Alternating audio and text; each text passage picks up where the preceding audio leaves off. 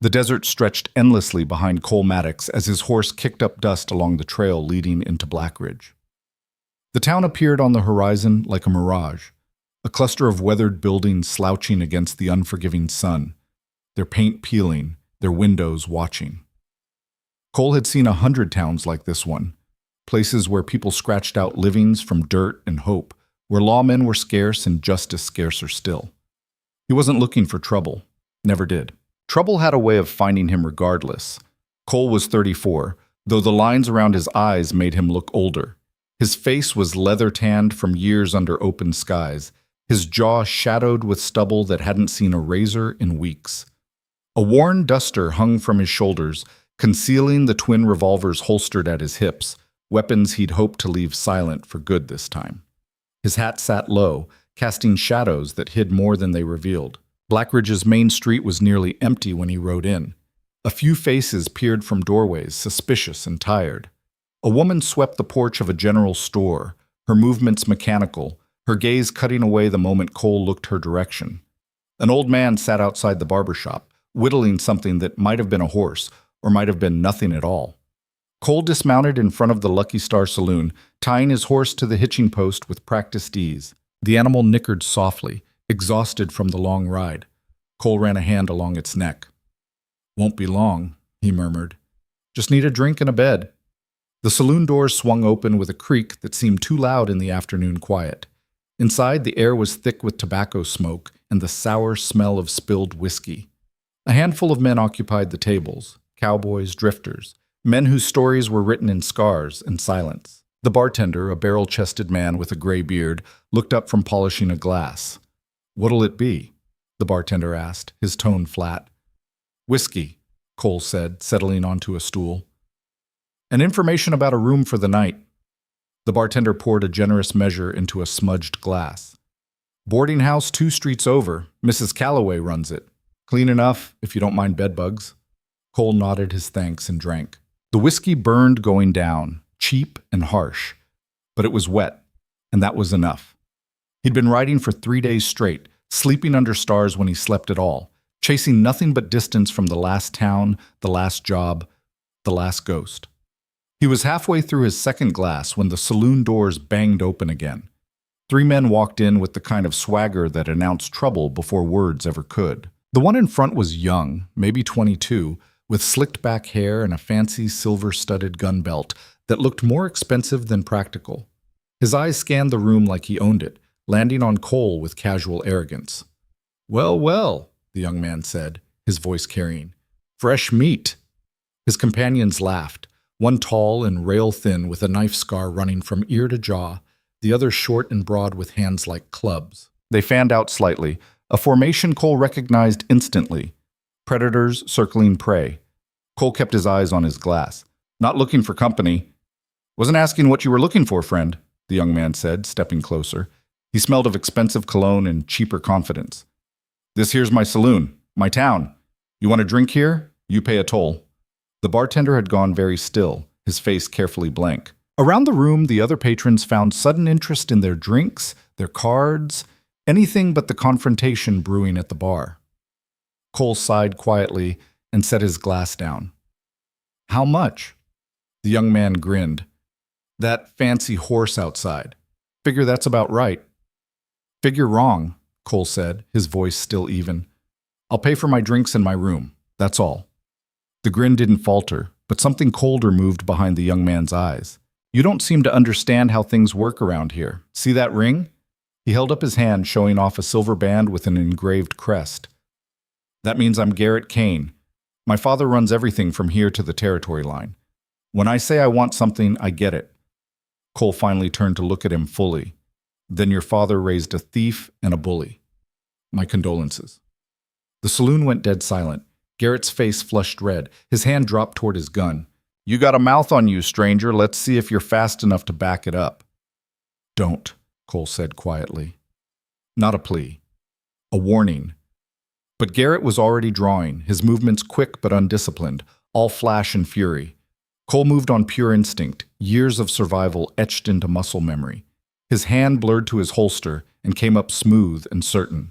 The gunshot cracked like thunder in the enclosed space. Garrett Kane staggered backward, eyes wide with shock, a red stain spreading across his chest. The fancy gun clattered from his hand, hitting the floor with a sound like a death knell. He tried to speak, managed only a wet gasp, and then collapsed. For 3 heartbeats, nobody moved. Then chaos erupted. Garrett's companions went for their weapons. Cole was faster. 2 more shots, precise and final. The tall one with the scar went down clutching his shoulder. The broad one grabbed his gut and fell to his knees, wheezing. Cole stood with his gun still raised, smoke curling from the barrel, his expression carved from stone. "Anyone else?" he asked the room. No one moved. No one spoke. The bartender's face had gone pale as moonlight. "Jesus Christ," he whispered. "You just killed Garrett Kane." Cole lowered his gun slowly, his mind already working through implications. He drew first. "You all saw it." "Don't matter what we saw," the bartender said, his voice shaking. "That boy's father is Lucas Kane. You understand? Lucas Kane owns half the territory. He's got an army of men who'd burn this whole town for less than what you just did." Cole felt something cold settle in his chest. He'd heard the name Lucas Kane whispered in saloons and trading posts across 3 states. A man who'd built an empire on blood and fear, who controlled smuggling routes, mining operations, cattle rustles, and everything in between. A man whose reputation made seasoned outlaws nervous. And Cole had just killed his son. It was self-defense, Cole said, though he knew how hollow the words sounded. "Won't matter," said a voice from the doorway. Cole turned. An older man stood there, dressed in dusty trail clothes, his face weathered and grave.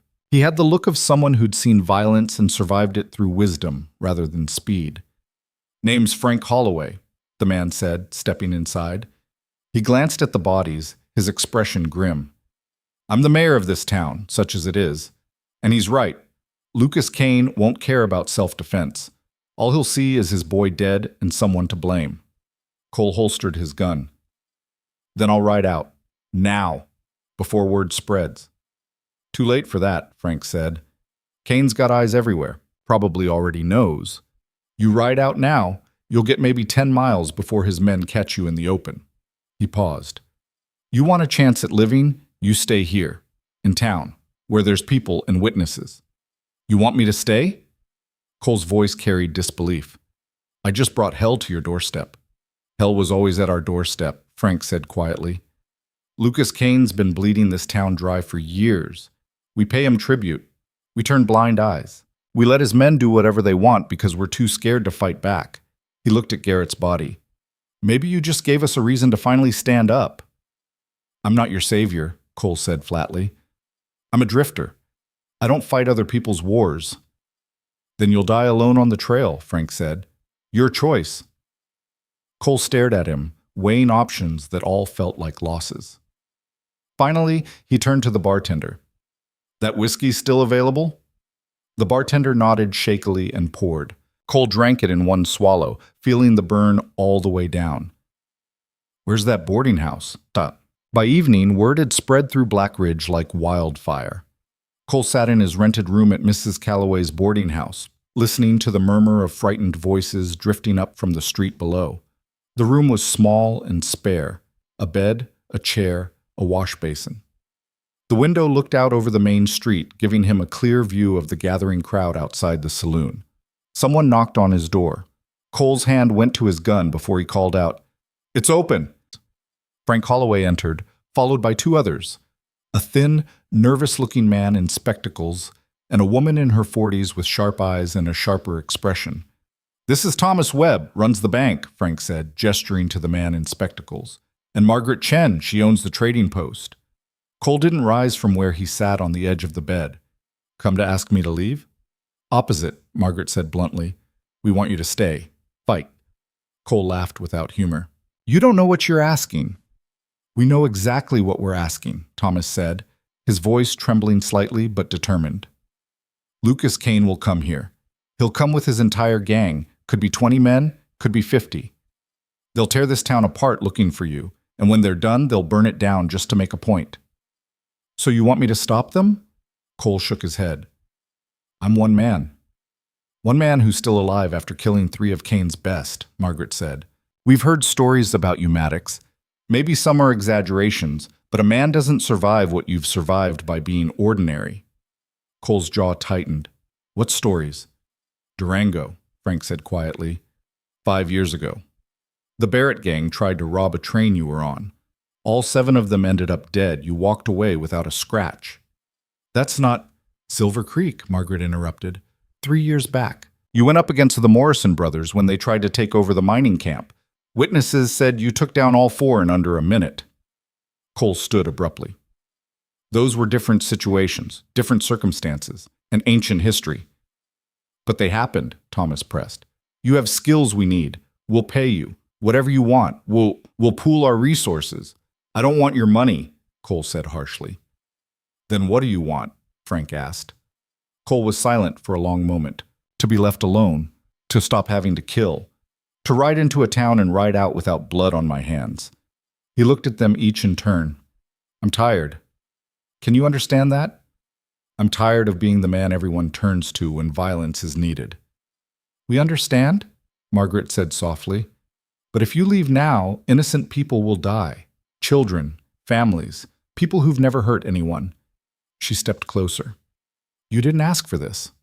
Neither did we. But here we are, and the storm's coming whether we want it or not. Cole turned to the window, staring out at the darkening sky. Somewhere out there, Lucas Kane was already mobilizing his forces, gathering men and weapons and rage, and Blackridge, this tired, frightened little town, would be caught in the crossfire. Even if I stayed, Cole said quietly, what makes you think we'd win? Kane's got an army. Because we have something he doesn't, Frank said. We're fighting for our homes, our families. That counts for something. It counts for noble intentions and quick deaths, Cole said. But even as he spoke, he could feel his resolve wavering. He'd meant what he said. He was tired of fighting, but some part of him, the part that had survived Durango and Silver Creek and a dozen other bloodbaths, knew he couldn't ride away and live with himself afterward. How long do we have? He asked finally. Kane's ranch is 2 days' ride from here, Thomas said. If word reached him this afternoon, he could be here by tomorrow night, day after at the latest. And you have how many men who can fight? Frank grimaced. Maybe 15, 20 if we're lucky. Mostly store owners and ranchers, not gunslingers. Against 50 professional killers, Cole said. Those are suicide odds. Only if we fight them head on, Margaret said. But you're tactical, aren't you? You plan, you think, you find advantages where there aren't any. Cole turned back to face them. If I do this, and that's a big if, we do it my way. No heroics. No one does anything without my say-so. And if I tell you to run, you run. Understood? They nodded in unison. Cole exhaled slowly. Then we have a lot of work to do and not much time to do it. Get everyone who can hold a weapon to the church at sunup. And someone find me a map of this town and the surrounding area. As they filed out, Frank paused at the door. Thank you, Maddox. Don't thank me yet, Cole said grimly. A lot of people might die before this is over. They might die anyway, Frank replied. At least now they'll die fighting. When he was alone again, Cole sat heavily on the bed and pulled out his revolvers. He began the ritual of cleaning them, a mechanical process that calmed his mind while it raced through strategies and scenarios. Every option he considered ended in blood. The only question was how much and whose. Outside, night fell over Blackridge like a shroud. The next morning arrived with deceptive calm. Cole stood in the small church, studying the faces of the men and women gathered before him. They ranged from teenagers barely old enough to shave to grandfathers with rheumy eyes and shaking hands. Most looked terrified. A few looked determined. None looked like soldiers. Show me what you've got, Cole said. They presented their weapons, a sad collection of hunting rifles, old revolvers, even a few ancient shotguns that looked more dangerous to the user than the target. Cole sorted through them methodically, setting aside the ones that might actually fire when needed. Those of you with rifles, you'll be our sharpshooters, he said, positioned on rooftops and second-story windows. Your job isn't to be heroes, it's to make Kane's men nervous, make them take cover, slow their advance. He pointed to the men with shotguns. You'll be inside buildings at ground level. Wait until they're close, then hit them hard. Shotguns are devastating at short range, but useless beyond 30 feet. Remember that. What about us? I thought, asked a young man holding a revolver that had probably belonged to his grandfather. You're the runners, Cole said. Ammunition, messages, helping wounded. Stay low, stay fast, stay alive. You're just as important as anyone pulling a trigger. He spent the next hour walking them through the town's layout, explaining sight lines and kill zones, identifying choke points and escape routes. Margaret had provided a hand-drawn map, which Cole marked up with positions and fallback points. Kane's gonna come in fast and aggressive, Cole explained. He wants revenge, which means he'll be angry, maybe reckless. We use that. Let them think they're winning, draw them in, then close the trap. What if they just burn us out? Thomas asked nervously. They might try, Cole admitted, which is why we need buckets of water stationed on every corner and sandbags against the buildings. Make it hard for fire to spread. This sounds like we're planning a war, someone muttered. That's because we are, Cole said flatly. Lucas Kane isn't coming here to talk. He's coming to kill me and destroy this town. Our only chance is to make doing that so costly that he gives up. Will he? Frank asked. Give up? Cole's expression was grim. Honestly, probably not. Men like Kane don't back down. They double down. But if we hurt him bad enough in the first wave, maybe we buy time. Maybe we make him think twice. They worked through the day, fortifying positions, stockpiling ammunition, practicing reloading drills for those who'd never been in a firefight. Cole moved among them constantly, correcting stances, teaching tricks for staying calm under fire, reminding them again and again that panic would kill them faster than any bullet. As afternoon shadows lengthened, a rider appeared on the eastern road. Cole was on the saloon roof when someone shouted the warning. He lifted his spyglass and trained it on the approaching figure, a single man, riding hard, a white cloth tied to his rifle barrel. It's a messenger, Cole called down. Let him come. The rider pulled up in the center of the street, breathing hard, his horse lathered with sweat. He was young, barely into his 20s, wearing Kane's colors, a red bandana around his neck. I got a message for the man who killed Garrett Kane, he shouted, his voice cracking slightly. Cole climbed down from the roof and walked out into the street, stopping 20 feet from the rider. I'm listening? The young man swallowed hard. Mr. Kane says you got one chance. You come with me now, face him man to man, and he'll leave the town alone. You refuse, and he's coming with every man he's got. There won't be nothing left but ashes and bones.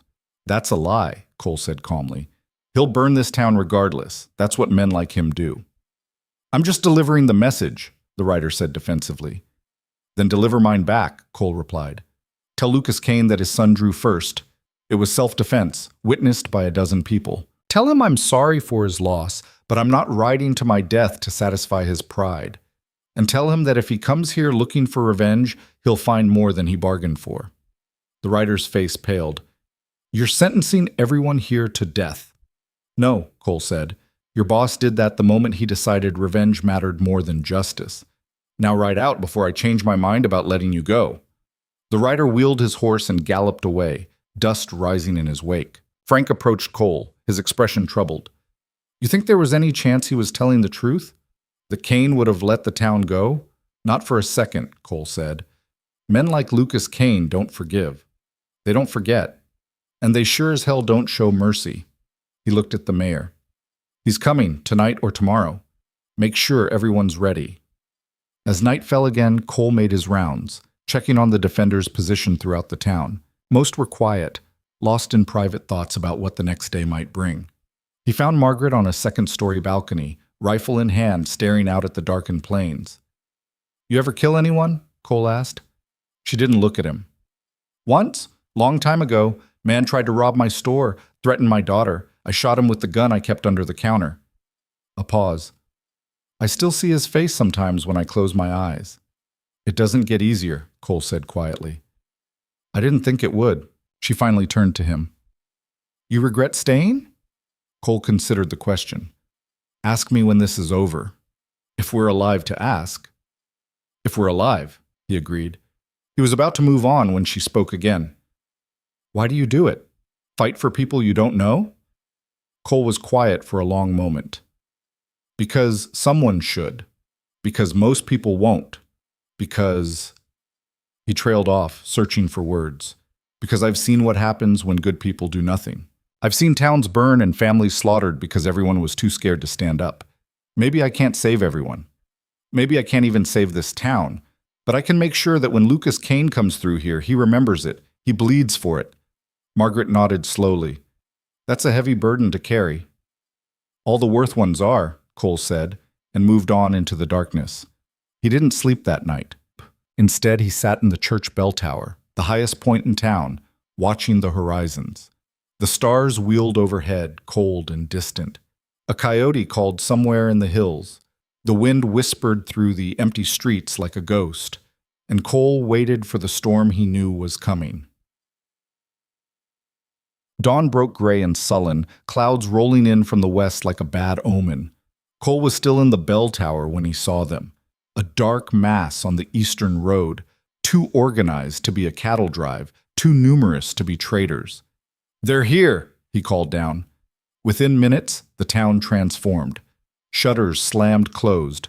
Defenders scrambled to positions.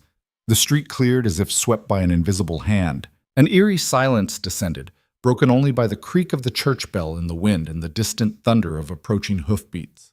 Cole counted the riders as they came into view. 47. All armed.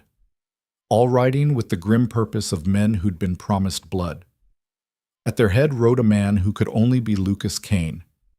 He was older than Cole expected, maybe 55, with iron-gray hair and a face carved by decades of violence and ambition. He wore a black coat despite the heat, his bearing that of a general surveying a battlefield. Even at a distance, Cole could see the cold fury in his eyes. The riders stopped at the edge of town, spreading out in a loose semicircle that blocked the main road. Lucas Kane urged his horse forward 3 steps, stopping in the middle of the street. "Maddox!" His voice carried like a whip crack. "I know you're here. Show yourself!" Cole climbed down from the tower and stepped out into the street. He walked slowly, deliberately, stopping 50 feet from Kane. Close enough to talk. Far enough to draw if needed. "I'm Cole Maddox," he said. His voice was steady, carrying clearly in the morning air. Lucas Kane studied him with eyes like chips of ice. "You killed my son." "Your son drew on me first," Cole said. "It was self-defense, witnessed by everyone in that saloon." "My son was 22 years old," Kane said, his voice tight with barely controlled rage. "He was cocky and stupid and reckless, but he was my blood, my legacy, and you took him from me." "I'm sorry for your loss," Cole said, and meant it.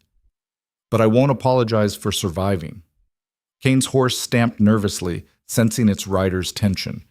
"You could have wounded him, disarmed him. You chose to kill." "He was drawing to kill me," Cole replied. "I responded in kind. That's how these things work, and you know it." For a moment, something flickered across Kane's face. Acknowledgement, perhaps, or weary recognition of a truth he didn't want to accept. Then it hardened again into something colder. "Doesn't matter now," Kane said. "He's dead. Someone pays. The world needs to know what happens when you cross Lucas Kane." "So you'll burn an entire town to make a point?" Cole asked. "Kill innocent people who had nothing to do with what happened?" "I'll do whatever it takes to balance the scales," Kane said flatly. "You want to save these people? Come with me now. Face justice. My justice." "Justice?" Cole's voice held bitter amusement. "You mean execution." "You killed my son, eye for an eye." "Then it ends with me," Cole said. "I come with you, and you leave these people alone. Swear it on something you hold sacred." Kane's expression didn't change. "I swear on my son's grave. You surrender, and we ride out. The town stands." Cole studied the man, searching for truth in the hard lines of his face. He wanted to believe it, wanted to think he could trade his life for the safety of Blackridge's people. But he'd been reading men like Lucas Kane his whole life, and he knew a lie when he heard one. "No deal," Cole said quietly. Kane's face twisted with fury. "Then you've signed their death warrants along with your own." He raised his hand, and 46 men reached for their weapons. Cole dove for cover as the first shots rang out. The battle for Blackridge had begun. The first volley of gunfire shattered the morning like breaking glass. Cole hit the dirt and rolled behind a water trough as bullets chewed into the wood, sending splinters flying. The air filled with the sharp crack of rifles and the deeper boom of shotguns as Blackridge's defenders opened fire from their hidden positions. Kane's men scattered, abandoning their neat formation for whatever cover they could find. 3 went down in that opening salvo. 1 clutching his leg, another spinning backward off his horse, a third crumpling silently into the dust. The riderless horses bolted, adding to the chaos. Cole came up firing, his revolvers bucking in his hands. He wasn't aiming to kill, not yet, just to keep them pinned, to deny them the advantage of numbers. A man ducked behind a barrel. Another flattened himself in a doorway. The street became a maze of flying lead and desperate cover. "Hold positions!" Cole shouted, his voice cutting through the gunfire. "Don't waste ammunition!" From the rooftops, Margaret and the other sharpshooters picked their targets carefully. A man trying to flank around the general store took a bullet in the shoulder and fell back. Another attempting to rush the saloon caught buckshot from inside and stumbled away screaming. But Kane's men were professionals. The initial shock wore off quickly, replaced by disciplined aggression. They split into groups, using their numbers to probe for weaknesses. A team of 5 made a run at the bank, laying down covering fire while they moved. Cole shot 1, Margaret dropped another, but the remaining 3 made it inside. "Bank's breached!" Thomas's panicked voice carried from somewhere nearby. Cole cursed and sprinted across the street, keeping low, using the abandoned wagons and crates as cover. Bullets whined past his head. He felt one tug at his duster, close enough to feel the heat. Then he was against the bank's wall, breathing hard, reloading with fingers that moved on pure muscle memory. He kicked in the side door and entered fast and low. The interior was dim after the bright morning sun. 3 shapes moved in the shadows, Kane's men searching for hostages or loot or both. Cole fired twice. 1 man went down hard, the other 2 spun, returning fire. Wood exploded from the door frame beside Cole's head. He dove behind a desk as bullets punched through the thin wood. Splinters rained down on him. One of the men was circling, trying to get an angle. Cole waited, listening to the footsteps, counting them. When the moment came, he rolled out and fired upward. The man's eyes went wide with surprise before he collapsed. The last one broke and ran, crashing through the back door into the alley. Cole let him go. 3 enemies neutralized, and he'd only used 6 bullets. He'd need to count every shot before this was over. Outside, the battle had shifted. Kane's men had regrouped, establishing their own defensive positions. They'd taken over the boarding house on the east side and were using it as a base to direct fire at the rooftop defenders. Already 2 of Blackridge's fighters were down, 1 dead, 1 wounded and dragged to safety by the young runners. Cole emerged from the bank and assessed the situation with cold calculation. Kane had committed maybe 20 men to the initial assault, holding the rest back. Smart. He was testing defenses, looking for weak points, spending his resources carefully. "We need to push them out of that boarding house," Frank shouted from across the street. He was bleeding from a cut above his eye, but still firing steadily from behind an overturned cart. "No," Cole shouted back. "Let them have it. It's a trap." He'd spent hours last night rigging that building with every flammable substance they could gather. Lamp oil, turpentine, old newspapers, even whiskey from the saloon. Mrs. Calloway hadn't been happy about sacrificing her business, but she'd understood the necessity. Cole caught Margaret's eye on the roof above and made a signal. She nodded and aimed carefully at the boarding house's front window. Her shot struck true, hitting the small glass bottle Cole had positioned on the windowsill. It shattered, spilling lamp oil across the wooden floor. "Everyone down!" Cole shouted. He fired into the building, sparks from his muzzle flash igniting the fumes. For a heartbeat, nothing happened. Then the boarding house erupted in flame. The explosion blew out the windows, sending glass shards glittering through the air like deadly snow. Men screamed inside as fire raced up the walls and across the ceiling. They stumbled out, some burning, all disoriented. Blackridge's defenders cut them down without mercy. Lucas Kane watched from his position at the edge of town, his face carved from stone. Cole could feel the man's rage even at this distance. Kane had just lost half his assault force, and the morning was barely an hour old. "Pull back," Kane's voice roared across the battlefield. "Regroup at the livery." His men retreated in organized chaos, dragging their wounded, leaving their dead. The defenders held their fire, letting them go. Ammunition was precious, and they'd won this round. No sense wasting bullets on fleeing backs. An eerie silence fell over Blackridge, broken only by the crackle of flames consuming the boarding house and the low moans of the wounded. Smoke rose in a thick column, visible for miles. Cole knew what that smoke meant. Every outlaw and opportunist within riding distance would see it and know something significant was happening here. He made his way through the town, checking on defenders, redistributing ammunition, offering quiet words of encouragement. Many wore expressions of shocked disbelief, unable to process what they'd just survived. A few were crying. One young man sat rocking back and forth, his rifle forgotten beside him. Cole knelt beside the young man. "What's your name?" "Peter," the boy stammered. He couldn't have been more than 17. "Peter, I need you to listen to me," Cole said gently. "What you're feeling right now is normal. Fear, shock, maybe guilt if you killed someone. All of it is natural. But I need you to stay focused. Understand? We're not done yet." "I shot a man," Peter whispered. "I saw his face when the bullet hit. He looked surprised." "He was trying to kill you," Cole said. "And everyone in this town, you did what you had to do." "Will it get easier?" Cole was quiet for a moment. "No, but you'll get stronger. Strong enough to do what needs doing, even when it's hard. Can you do that?" Peter took a shuddering breath and nodded. He picked up his rifle with shaking hands. Cole moved on, finding Frank overseeing the medical treatment of the wounded. The mayor had organized the church into a makeshift hospital, with women tending to injuries ranging from minor cuts to serious gunshot wounds. "How many did we lose?" Cole asked. 3 dead, Frank said grimly. 7 wounded, 2 of them bad. And we used nearly a quarter of our ammunition in that exchange. Cole absorbed the numbers. 28 defenders left who could fight, with limited supplies against an enemy that still outnumbered them nearly 2 to 1. The math wasn't encouraging. "Kane will come again," Cole said. "Probably tonight. He'll want to hit us when we're tired, when it's dark and confusion works in his favor." "Can we hold?" "We held this time," Cole said, which wasn't really an answer. He looked at the burning boarding house. "But we can't rely on tricks twice. Next time, it'll be a straight fight." Margaret appeared, her face streaked with powder smoke. "We've got movement on the North Road. Single rider, coming fast." Cole's hand went to his gun as he followed her to a vantage point. Through his spyglass, he watched a lone horseman approaching, and something about the rider's bearing made him tense.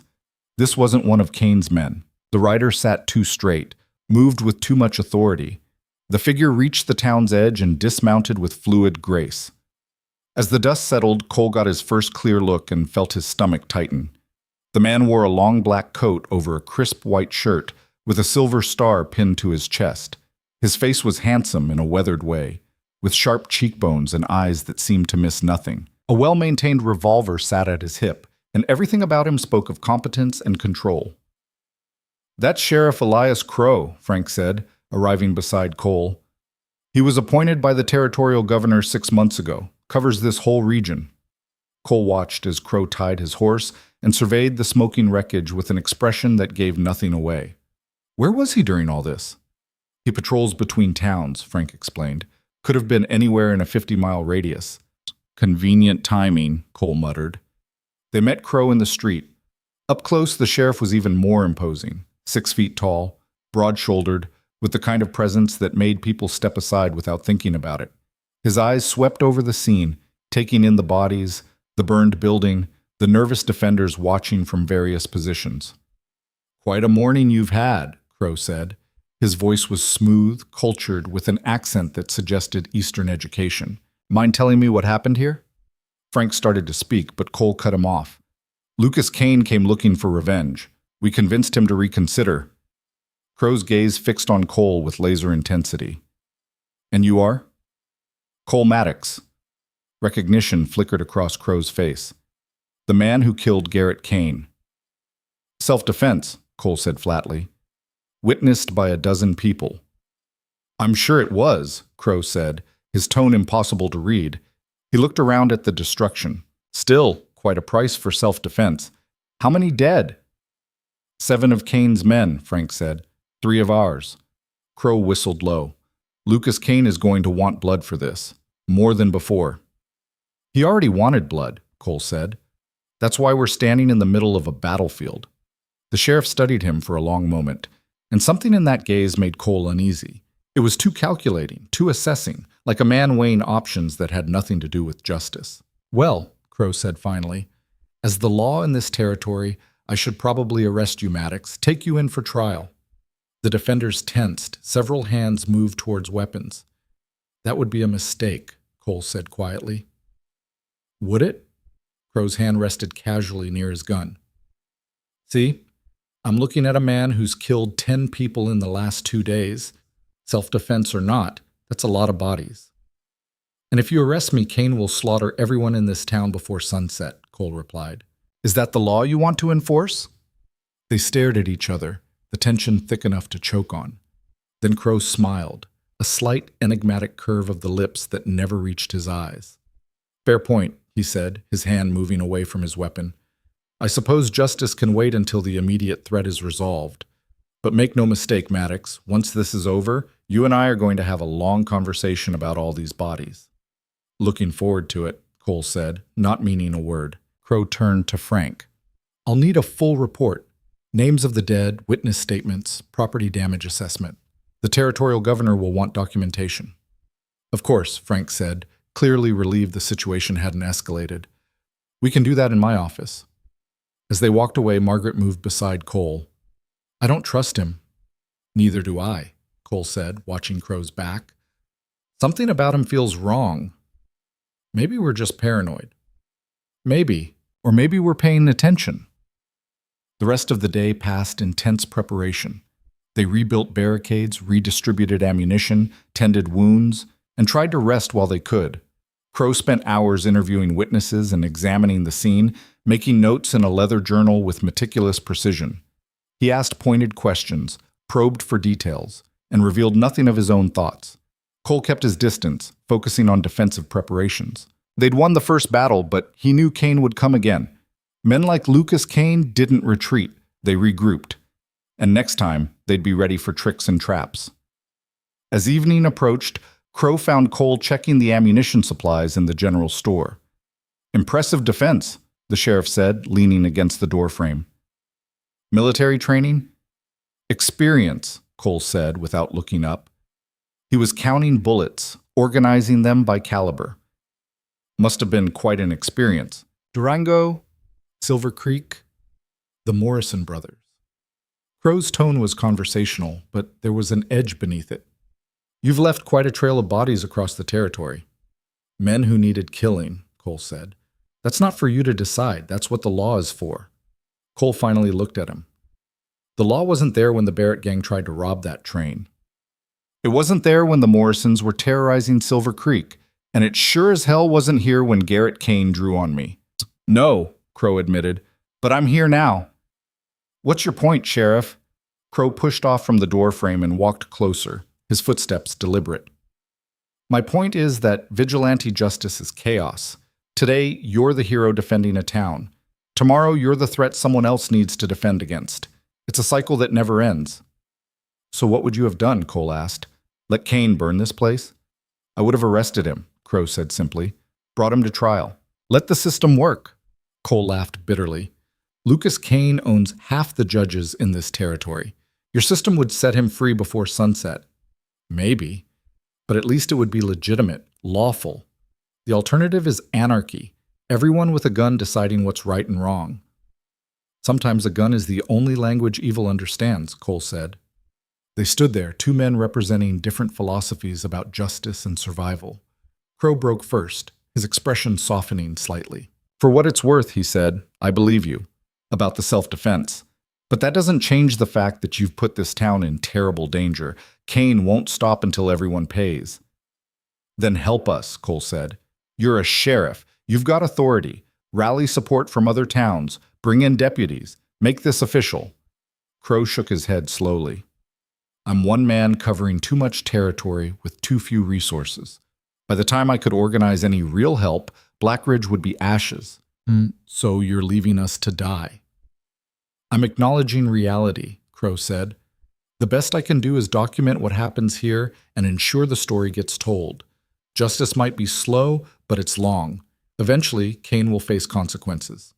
That's a cold comfort to dead people, Cole said. Crow's jaw tightened. I know, but it's all I can offer. He turned to leave, then paused. Maddox, when this is over, if you survive, I strongly suggest you leave this territory. Kane's reach is long and the law's patience is finite. Don't test both. When he was gone, Margaret emerged from where she'd been listening in the back room. He's right, you know, she said quietly, about you leaving. Once this is done, you'll be a target everywhere you go. I know, Cole said, but that's tomorrow's problem. Today, we've got to survive. Night fell like a curtain, turning Blackridge into a maze of shadows and flickering torchlight. The defenders took their positions again, exhausted but determined. Cole made his rounds, checking sight lines, reinforcing weak points, offering what encouragement he could to people who looked increasingly haunted. He found Peter on the roof of the trading post, staring out at the darkness beyond town. Expecting company? Cole asked, climbing up beside him. I keep thinking I see movement out there, Peter said, but it's probably just my imagination. Probably. Kane's smart enough to rest his men before hitting us again. Cole sat down, letting his legs dangle over the edge. How are you holding up? Better than this morning, Peter admitted. Still scared, but I don't know. Less paralyzed by it, I guess. That's good. Fear's not the enemy. Freezing is. You can be scared and still act. That's courage. They sat in companionable silence for a while, watching the stars emerge one by one. Somewhere in the distance, a coyote howled. The sound seemed too normal for a night following such violence. Can I ask you something? Peter said finally. Sure. Do you believe in second chances? Like after all the killing, the violence? Can a man come back from that? Be something other than a gunfighter? Cole was quiet for a long time. I'd like to think so. I've been trying to become that man for years now, riding into quiet towns, looking for quiet work, hoping the past stays buried. He gestured at the darkness. Then something like this happens, and I'm right back where I started. But you chose to stay, Peter pointed out. You could have ridden out.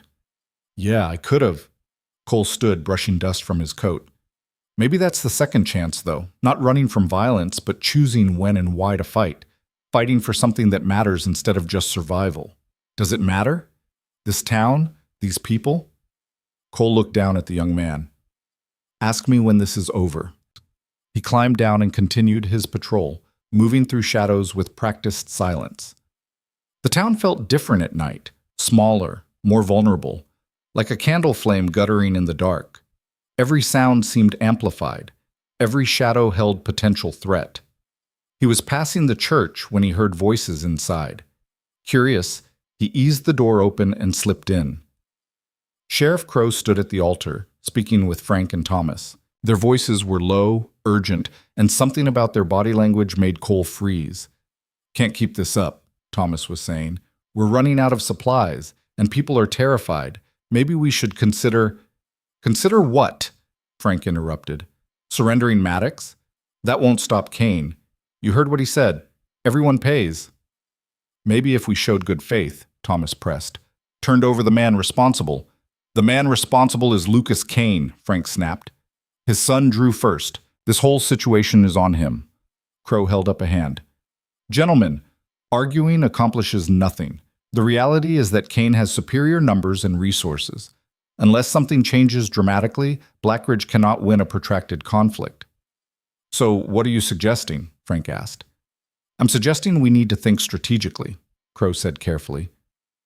Find leverage. Negotiate from a position of strength rather than desperation. And how do we do that? Thomas asked.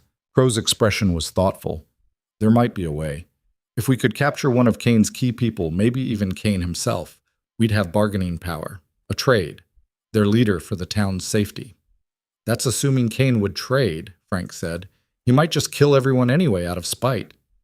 He might, Crow agreed, but it's a better option than slow attrition until we're too weak to resist. Cole stepped into the light. Or we could finish what we started. The three men jumped, reaching for weapons before recognizing him. Maddox, Crow said, his tone neutral. Eavesdropping? Listening to people discuss my fate, Cole corrected, seemed relevant to my interests. We weren't, Thomas started, but Cole cut him off. Save it. I know what you were thinking. Maybe if we give up Maddox, Kane goes away happy. Problem solved. That's not what we were saying, Frank protested. Wasn't it? Cole looked at each of them in turn. I don't blame you. You're scared. You're looking at your homes, your families, and wondering if they're worth dying for. Wondering if maybe one man's life is a small price for everyone else's safety. So you understand, Thomas said quietly. I understand you're desperate, Cole said. But I also understand that giving me up won't save you. Kane wants blood, all of it. Mine, yours, everyone's. The only difference is whether you go down fighting or kneeling. Crow studied him with those calculating eyes. You seem very certain of Kane's intentions. I know men like him. I've been one of them, in darker times. When someone like Kane sets his mind to revenge, nothing short of death stops him. Not bargaining, not pleading, death. Then what do you propose? Crow asked. We hit them first, Cole said. Stop waiting for them to come to us. Take the fight to their camp, disrupt their plans, make them react to us for a change. That's suicide, Thomas said flatly. They outnumber us 2-1. In a straight fight, yes. But if we're smart, we don't give them a straight fight. We hit fast, hard, and disappear before they can respond. Guerrilla tactics. Frank shook his head. These are shopkeepers and farmers, Maddox, not soldiers. Then they learn, Cole said. Or they die anyway, when Kane comes back with everything he's got. Crow crossed his arms. Even assuming your plan works, and that's a generous assumption, you'd be escalating the conflict, making it personal in a way it hasn't been yet. It's already personal, Cole said tiredly. Kane made it personal when he came here with 40 men. I'm just acknowledging reality. The sheriff's expression was unreadable. You're a dangerous man, Maddox. Not because you're violent, but because you make violence seem reasonable, necessary. You turn terrified civilians into killers and call it survival. Better killers than corpses, Cole shot back. Is it? I wonder if these people will recognize themselves when this is over, if they'll sleep well having blood on their hands, if they'll be able to go back to their shops and farms and families like nothing happened. They'll be alive to try, Cole said. That's more than they'll get if we sit here waiting for Kane's mercy. Silence fell between them, heavy and tense. Finally, Frank spoke. I think we need to put it to a vote. Let everyone decide what we do next. Democracy in wartime, Crow said with a slight smile. How very American. They gathered the defenders in the church, those who could walk at least. The wounded stayed at their posts, and a few kept watch. But most of Blackridge's fighters crowded into the pews, their faces showing every shade of fear, determination, and exhaustion. Frank explained the situation simply. Stay and defend, try to negotiate, or take the offensive. Cole laid out his plan for raiding Kane's camp, not sugarcoating the risks. Thomas argued for attempting to bargain. Crow remained neutral, observing with that same calculating expression. When the talking was done, they voted by raised hands. 18 chose to fight. 7 wanted to try negotiating. 3 abstained, 2 shell-shocked to decide. Then it's settled, Frank said, though he looked sick about it. We prepare for a raid. As people filed out, Crow approached Cole one last time. I hope you know what you're doing, the sheriff said quietly. I never do, Cole admitted. I just keep moving forward and hope it's the right direction. And if it's not? Cole met his eyes. Then a lot of people die, and their blood's on my hands. Nothing new there. Crow studied him for a long moment, then nodded slowly. For what it's worth, I'll help you plan this. If we're going to do something reckless, we might as well do it smart. Thought you disapproved of vigilante justice.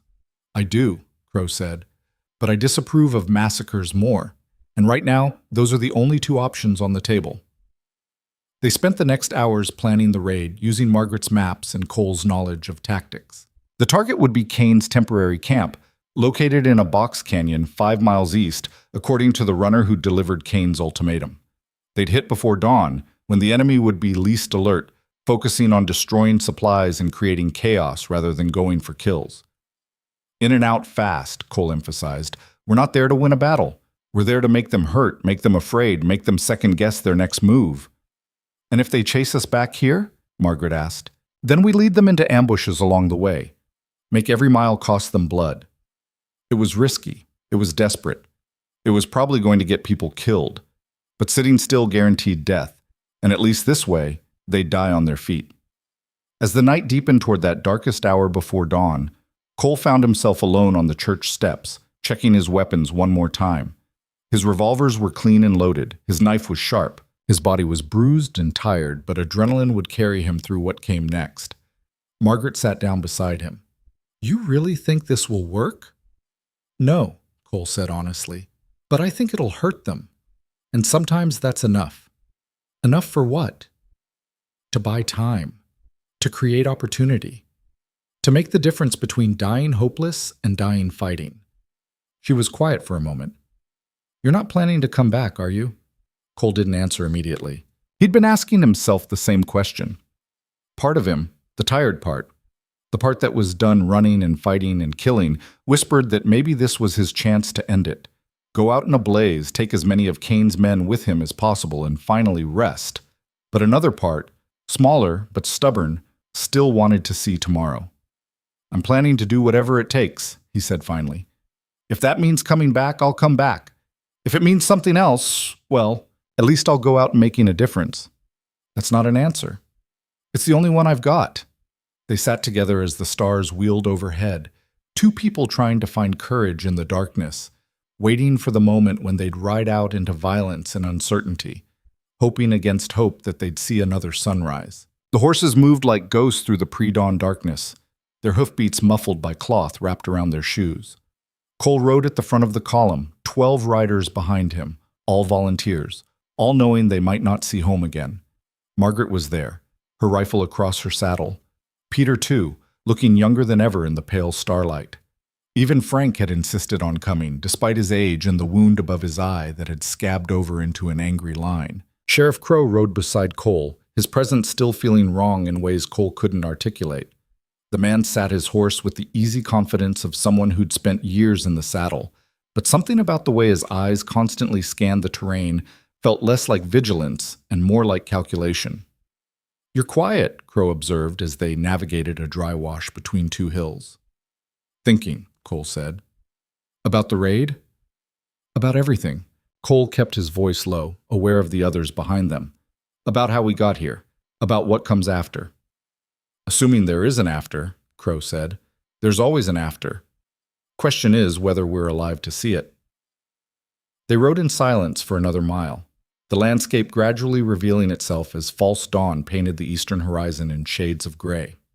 Cole raised his hand, signaling a halt. They'd reached the ridge overlooking the box canyon where Kane's camp was supposedly located. Cole dismounted and crept to the edge, Crow following. Below them, spread across the canyon floor, was exactly what the runner had described.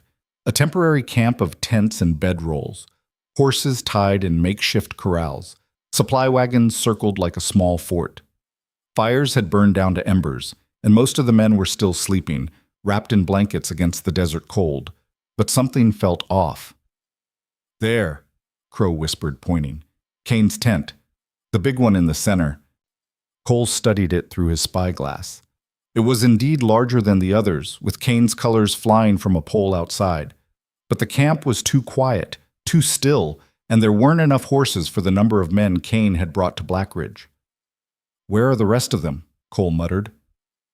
"Probably sent some men back to the ranch," Crow suggested, "or posted guards further out."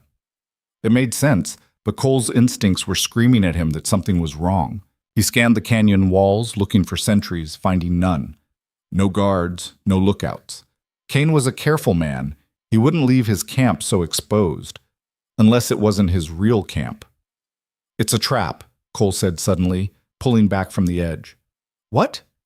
Crow's hand went to his gun. "How do you know?" "Because Kane's not stupid enough to leave himself this vulnerable. This whole setup, it's bait. He wants us to hit it." "You're being paranoid," Crow said, but there was something in his tone that made Cole's hand drift toward his revolver. "We're here. We have the advantage of surprise. We should take it." Cole looked at him sharply. "You're awful eager to send us into that canyon." "I'm eager to end this before more people die," Crow said. His face was hard to read in the dim light.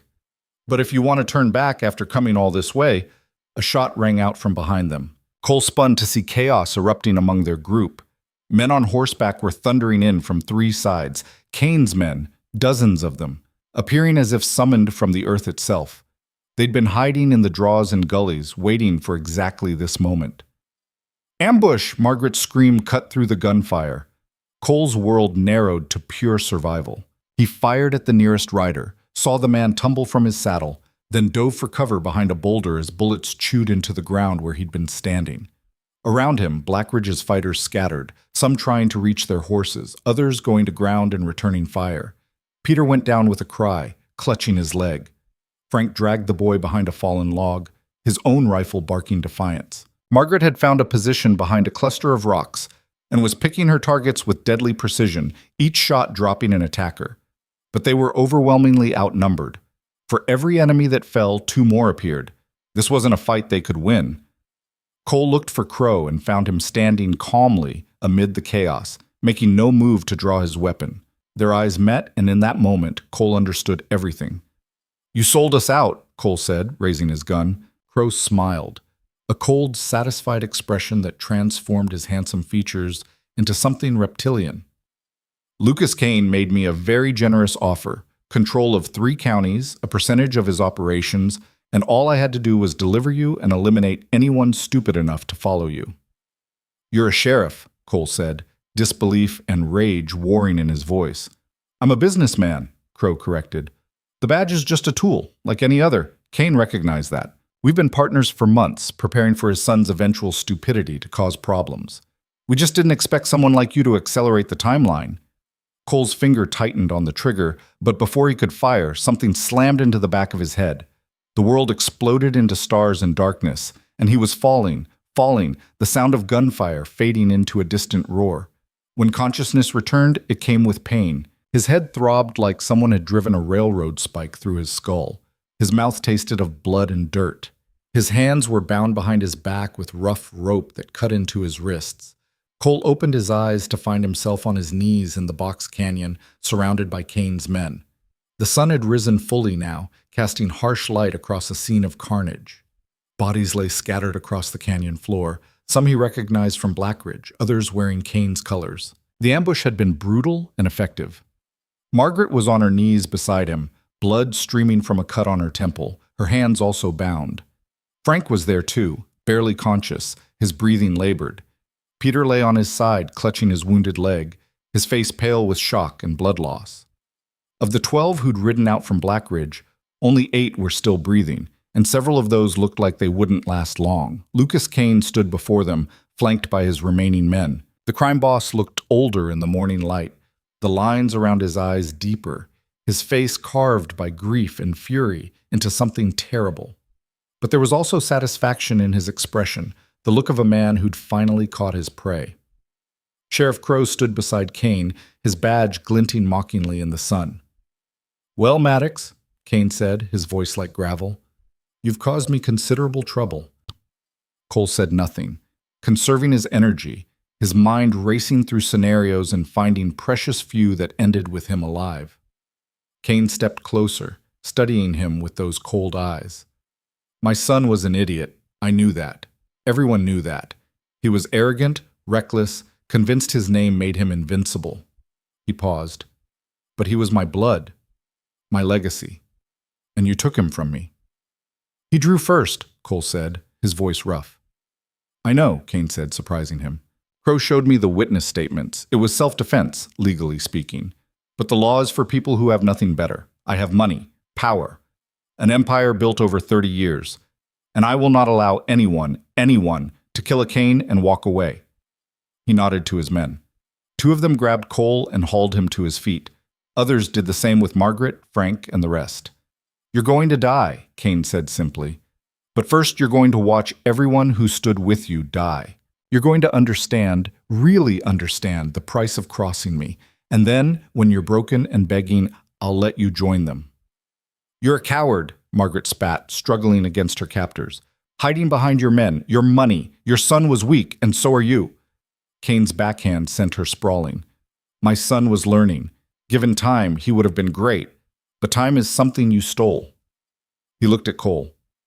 "Start with her." Wait! Cole's shout was desperate. You want me to understand? I understand. You win. I'm beaten. But let them go. They were just defending their town. I'm the one you want.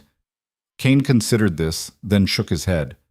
No, you see, that's where you're wrong. I don't just want you dead. I want you destroyed.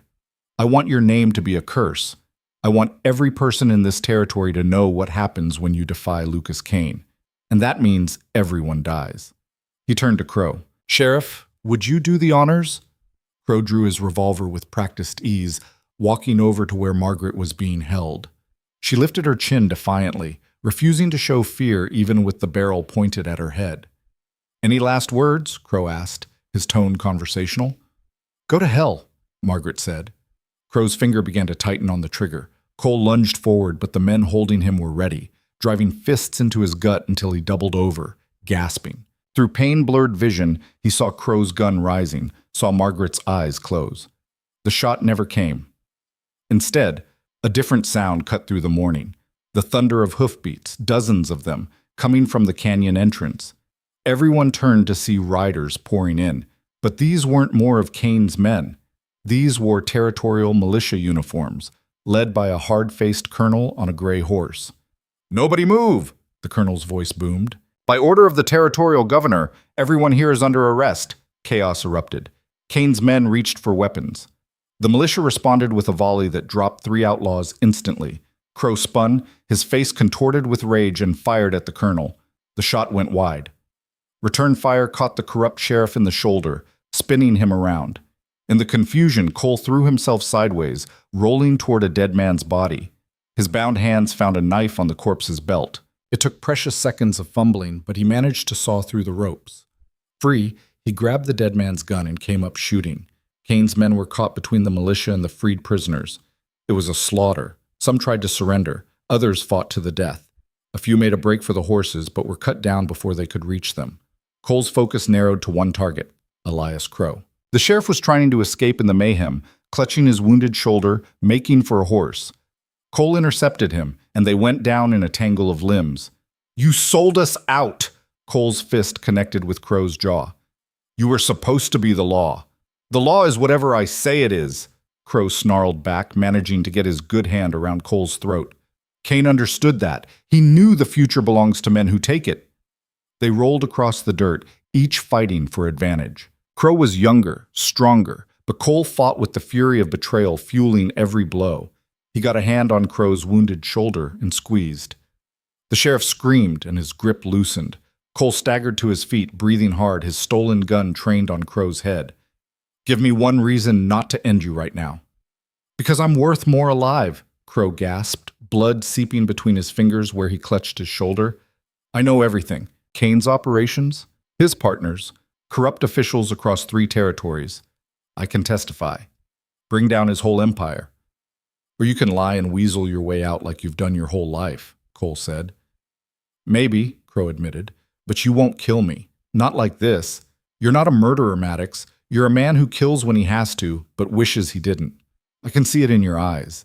The guilt, the exhaustion. You want this to end without more blood. Cole's hand trembled. The gun felt heavy as a mountain. He wanted nothing more than to pull the trigger, to erase this traitor from the world. But Crow was right. He wasn't a cold-blooded killer. Never had been. Cole?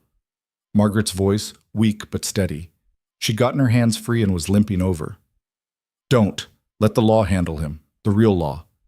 The colonel approached, his men having secured the canyon. Is this Sheriff Crow? Former sheriff, Cole said, lowering his gun. He's been working with Kane. Betrayed us to set up this ambush. The colonel's face hardened. We've been investigating Crow for months. Had suspicions about his activities, but couldn't prove anything. When we got word about the situation in Blackridge, we mobilized immediately. Looks like we arrived just in time. How did you know to come here? Cole asked. Anonymous tip. Someone sent a rider to Fort Preston 3 days ago with details about Kane's operation and Crow's involvement. We would have been here sooner, but we had to gather enough men to make a difference. Cole frowned. 3 days ago was before any of this started. Someone had been playing a longer game than he'd realized. Lucas Kane was being dragged forward in chains, his face a mask of impotent rage. You have no authority here. I own half the territorial government. Not anymore, the colonel said coldly. The governor's signed a special order. Every corrupt official you've bought is being arrested as we speak. Your empire is finished, Kane. This isn't over, Kane snarled, his eyes finding Cole. You hear me, Maddox. This isn't over. I'll spend every dollar I have, every favor I'm owed. You'll never be safe. Never. The militia dragged him away, still screaming threats. Crow went more quietly, his face thoughtful, already planning his next move. Cole watched them go and felt nothing but exhaustion. Margaret touched his arm. You all right? No, Cole said honestly. But I'm alive. We're alive. That's more than I expected an hour ago. The colonel organized his men to tend the wounded and collect the dead. The survivors of Blackridge's expedition were battered but breathing, even Peter, though he'd need a doctor's attention soon. The militia had a surgeon with them who got to work immediately. As order slowly emerged from chaos, Cole found a quiet spot away from the activity and sat down heavily. His body ached in a dozen places. His head still throbbed from where he'd been knocked out. But the worst pain was internal, the knowledge that he'd led good people into a trap, that his judgment had nearly gotten them all killed. Frank lowered himself down beside Cole with a groan. The older man's face was bruised and bloody, but his eyes were clear. Not your fault, Frank said. I should have seen it, Cole replied. Should have known Crow was too smooth, too helpful. Should have trusted my instincts. You trusted what you wanted to believe, that someone with authority would do the right thing. That's not weakness. That's hope. Hope almost got us killed. And luck saved us, Frank countered. Sometimes that's how it works. You make the best choices you can with the information you have, and then you deal with what comes. He paused. You kept us alive long enough for help to arrive. That counts for something. Cole wanted to argue, but he was too tired. Instead, he watched the sun climb higher, warming the canyon, burning away the shadows where death had hidden. The colonel approached them after a while, his expression grave. We're going to need statements from all of you. Full accounts of everything that happened in Blackridge, the battle, the ambush. It'll be used in the trials against Kane and Crow. How long will that take? Cole asked. Months, probably, maybe longer. Kane's going to fight every charge with the best lawyers his money can buy. Crow will try to cut a deal, testify against his former partners to save his own skin. The colonel studied Cole carefully. We'll need you to stay in the territory, be available to testify. Cole felt something inside him sink. He'd thought once this was over, he could ride away, disappear into the vastness of the frontier. But the law he'd relied on to save them now wanted to chain him here. And if I refuse, he asked, then Kane's lawyers will claim you're unreliable, that your testimony can't be trusted. They might even paint you as the real villain, the drifter who killed Kane's son and orchestrated this whole thing. Without your statement, we might not be able to convict either of them. That's not fair, Margaret protested. No, the colonel agreed. But it's legal. Justice isn't always fair, but it's what we've got. Cole stood slowly, every muscle protesting. I'll stay, I'll testify. But after that, I'm done. No more questions, no more statements, no more being paraded around as the hero of Blackridge. I just want to disappear. That's more than fair, the colonel said. Thank you. The militia escorted them back to Blackridge, leaving a detachment behind to process the scene and transport prisoners. The ride took most of the day, and by the time they reached town, word had already spread. People lined the streets, watching in silence as the battered survivors returned. Cole rode at the back of the column, not wanting attention, not wanting to see the expressions of relief and gratitude and hope. He'd done what needed doing, nothing more. He wasn't a hero. He was just a man who'd survived another day through violence and luck. But as they reached the center of town, someone started clapping. Then another person joined in. Then another. Within moments, the entire street erupted in applause. People were crying, embracing, shouting thanks and praise. Cole dismounted and tried to slip away, but hands grabbed at him, patting his back, thanking him, calling him their savior. He bore it with gritted teeth, his face a mask of discomfort, counting the seconds until he could escape. Finally, Margaret intervened, pushing through the crowd. Let him breathe, folks. He's hurt and exhausted. There'll be time for thanks later. She guided Cole toward the church, which had been converted into a full medical facility. wounded from the raid and the earlier battle, filled the pews, being tended by every able-bodied person with any medical knowledge. The surgeon from the militia moved among them efficiently, prioritizing cases with practiced judgment. Cole found a quiet corner and slumped against the wall. His body was starting to register all the abuse it had taken: the blow to his head, the beating from Kane's men, the fight with Crow. Bruises were forming across his ribs and stomach. His wrists were raw from the ropes. A young woman approached with water and bandages. She cleaned his wounds in silence, her hands gentle but efficient. When she was done, she spoke quietly. "My husband was one of the men who died in the first battle. Thomas said you tried to talk him out of fighting, told him it was okay to be scared. He wrote me a note before he left for the raid, saying he was doing it because of what you said, that dying fighting was better than dying hopeless." She met Cole's eyes. "I just wanted you to know that he died believing his death meant something." She left before Cole could respond, disappearing into the sea of wounded and helpers. He sat there feeling hollowed out, wondering if meaning was enough, if purpose justified the cost, if any of this made a damn bit of difference in the grand scheme of things. Peter limped over, his leg bandaged, leaning on a makeshift crutch. The boy looked older than he had just yesterday, his eyes holding knowledge that came too early and stayed too long. "They're saying we won," Peter said, sitting down beside Cole with a wince. "That Kane's empire is crumbling, that Blackridge is safe now. Is that what it feels like to you?" Cole asked. Peter was quiet for a long time. "It feels like I killed 2 men and watched friends die and discovered that the sheriff we trusted was a snake. It feels like the world is darker than I thought, and people are worse than I hoped." He looked at Cole. "But we're alive, the town's standing. That's winning, I guess." "That's survival," Cole corrected gently. "Winning would be if none of this had happened at all." "You really believe that?" "I really do." They sat together in companionable silence, 2 people marked by violence trying to find their way back to something resembling peace. As evening fell, Frank found Cole and pulled him aside. The mayor's expression was troubled. "We've got a problem," Frank said quietly. "People are talking about making you some kind of permanent defender, giving you a position, paying you to stay and protect Blackridge from future threats." Cole felt his jaw tighten. "No. I told them you'd say that.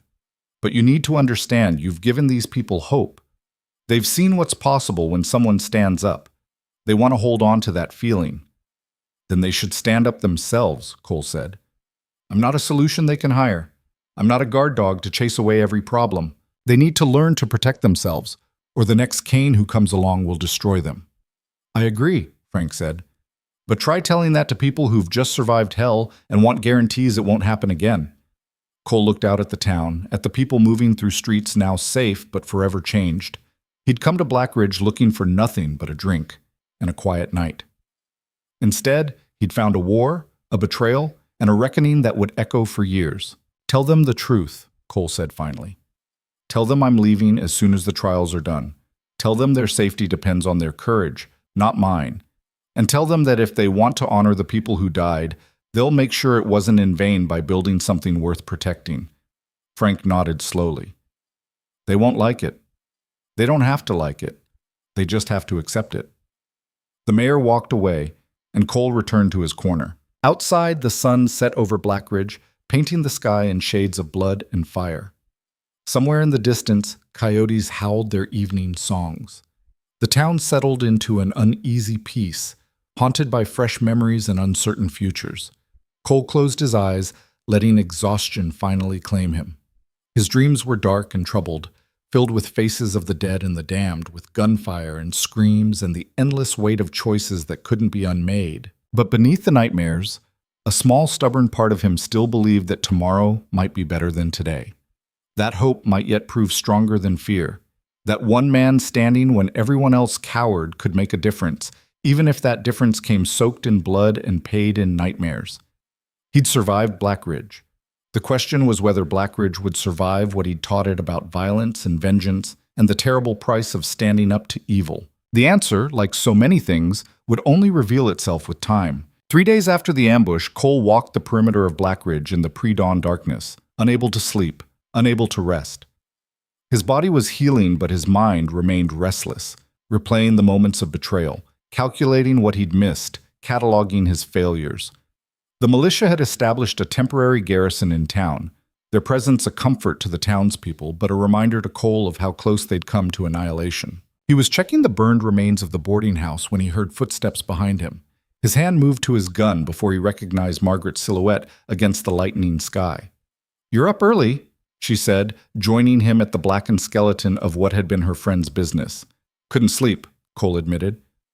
"Keep thinking about what Crow said, about Kane's empire, all the people he bought, the operation spanning 3 territories. The Colonel's men are handling it, arresting corrupt officials, seizing assets, dismantling the network." Margaret studied his face in the dim light. "Why does that bother you?" Cole was quiet for a moment, organizing thoughts that had been circling like vultures. "Because they're fighting it the legal way. Warrants and trials and evidence, all of which takes time. And while they're building their case, Kane's still got people out there. Loyal men, hired guns, people who don't care about the law and won't wait for trials to finish what we started. You think they'll come back?" "I know they will." Cole turned to face her fully. "Kane's in custody, but his organization isn't dead.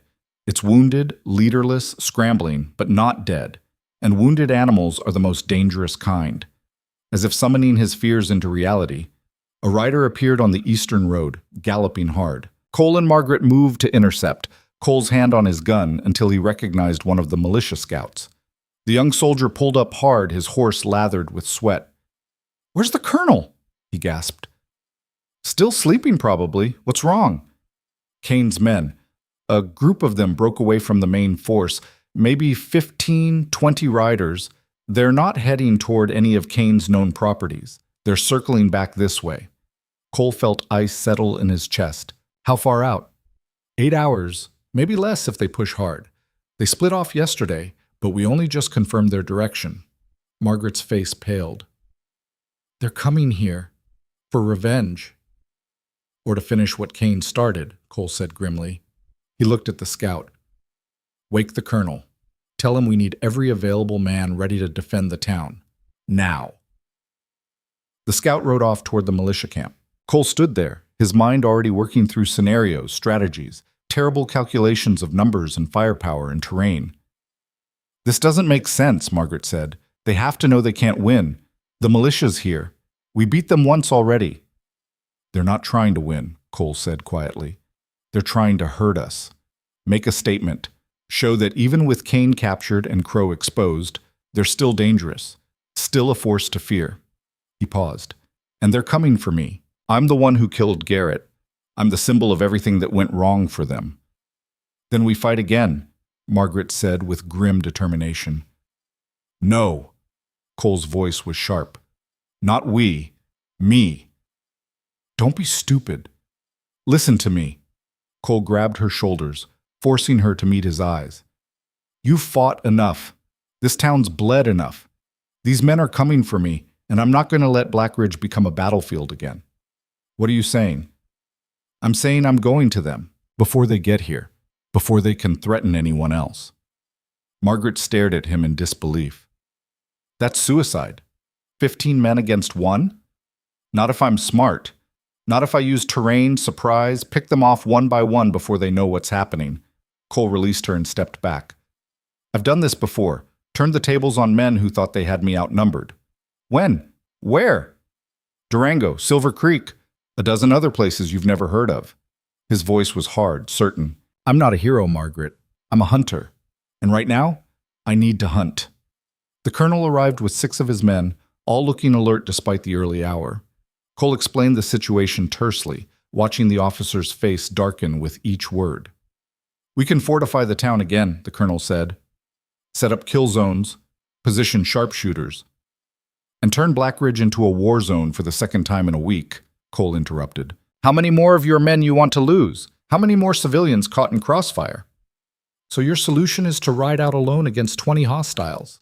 15, Cole corrected. "Maybe less by the time I'm done." The colonel's jaw tightened.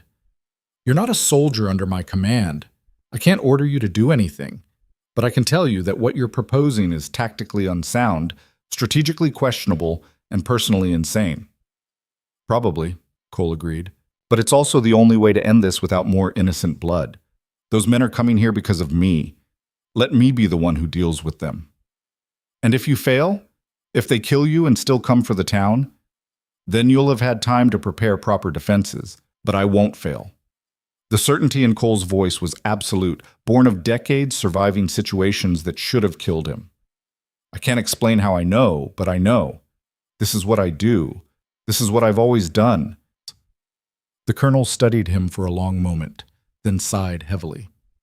I want 2 of my best scouts shadowing you, not to interfere, but to report back if things go wrong. And you take extra ammunition, supplies, whatever you need. Deal. Margaret grabbed his arm as he turned to leave. Cole, don't do this, please. He covered her hand with his own, feeling the calluses earned from days of fighting alongside men and women who'd never held weapons before. I have to. Not just for the town, for me. I need to finish this my way, on my terms. Do you understand? She didn't, but she nodded anyway. Come back. I'll try. Within an hour, Cole had provisioned himself and was riding out of Blackridge alone. 2 militia scouts followed at a distance, under orders to observe but not engage. The sun climbed higher as he rode east, following the trail the enemy had taken, reading signs in broken twigs and disturbed earth that told him how many men, how heavily armed, how fast they were moving. They were pushing hard, he realized, probably wanted to hit Blackridge at night, use darkness as cover. That gave him maybe 6 hours to find them and reduce their numbers before they reached striking distance of town. Cole had learned long ago that direct confrontation was for fools and dead men. Real fighting, surviving fighting, meant using every advantage, no matter how small. Terrain, weather, psychology, surprise. Turn your enemy's strengths into weaknesses and your weaknesses into weapons. He found their trail leading through a series of rocky hills dotted with scrub brush and scattered boulders. Good defensive terrain if you were dug in, death trap terrain if you were caught in the open. Cole studied the landscape with practiced eyes, noting sight lines, cover points, escape routes. Then he got to work. The first one died without knowing what hit him. He'd been riding point 50 yards ahead of the main group, his attention focused forward rather than checking his surroundings. Cole waited until the man passed his hiding spot behind a large boulder, then stepped out and fired once. The shot echoed across the hills, and the rider tumbled from his saddle. Cole was already moving, racing through the rocks to a new position before the others could react. He heard shouts, the sound of men dismounting, taking cover. They'd spread out now. Be cautious. Good. Cautious men moved slowly, and slow men gave him time. The second one tried to flank around to Cole's last position and walked into a tripwire Cole had rigged with rope and empty tin cans. The clatter gave away his position, and Cole's bullet found him a heartbeat later. The man fell clutching his chest, gasping. 13 left. Cole moved like smoke through the terrain, never staying in one place, using the rocks and brush and elevation changes to stay hidden. He'd fire from one position, then relocate before return fire could pin him down. Each shot was measured, precise, conserving ammunition while maximizing impact. The third man took a bullet in the leg and went down screaming. His companions dragged him to cover, shouting questions into the empty air. Where was the shooter? How many were there?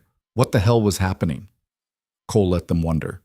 Fear and uncertainty were weapons as effective as any gun. He circled wide, using a dry wash to approach from an unexpected angle. 2 men had taken position behind an overturned cart, probably brought from a ranch somewhere, and were scanning the hillside for targets. Cole waited until they were both looking the same direction, then fired twice in rapid succession. Both slumped forward. 11 left, though one was wounded and out of the fight. The remaining men were bunching up now, a natural instinct when under attack, seeking safety in numbers. But bunching made them predictable. Cole climbed to higher ground, finding a position that gave him a clear view of their defensive position. He didn't fire immediately. Instead, he called out, his voice carrying across the distance. "You're going to die out here, all of you, unless you turn around right now and ride away."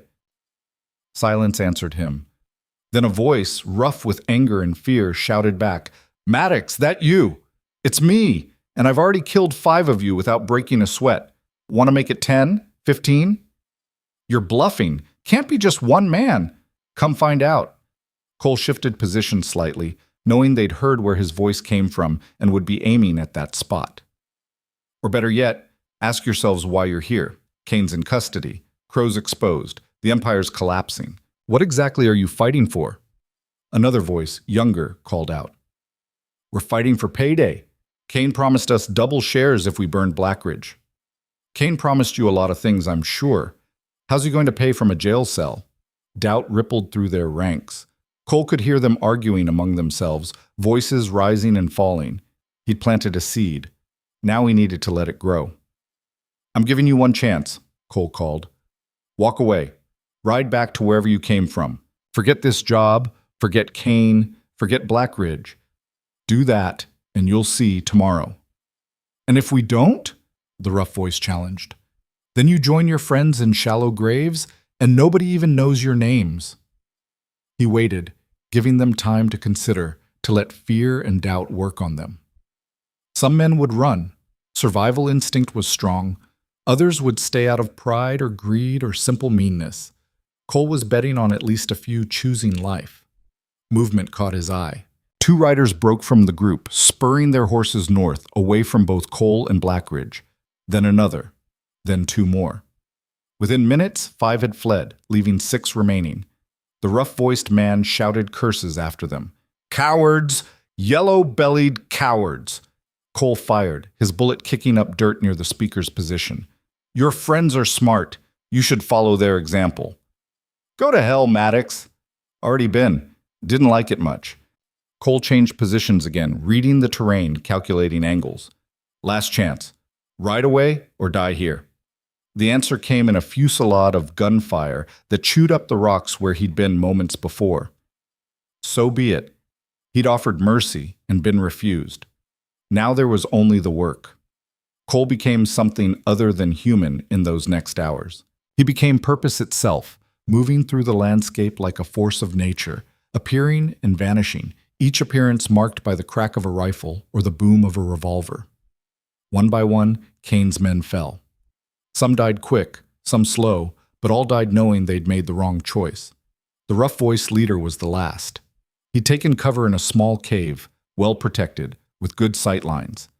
He had ammunition and water, and could hold that position for days if needed. But Cole didn't have days, and he didn't need them. He approached from above, climbing the rocks with careful silence, finding a position directly over the cave entrance. Then he dislodged a large stone, sending it tumbling down. The man rushed out, expecting an attack from the front, and Cole shot him from above. The outlaw fell, clutching his side, his gun clattering away. Cole climbed down and approached cautiously, gun ready. The man was still alive but fading fast, blood pooling beneath him. Should've run, the man gasped, his face pale. Yeah, Cole agreed quietly. You should have. Kane promised us everything. Kane's promises died the moment his son drew on me in that saloon. This whole thing, all the death, all the pain, it started with pride and ended in graves. Cole knelt beside the dying man. You got people? Family?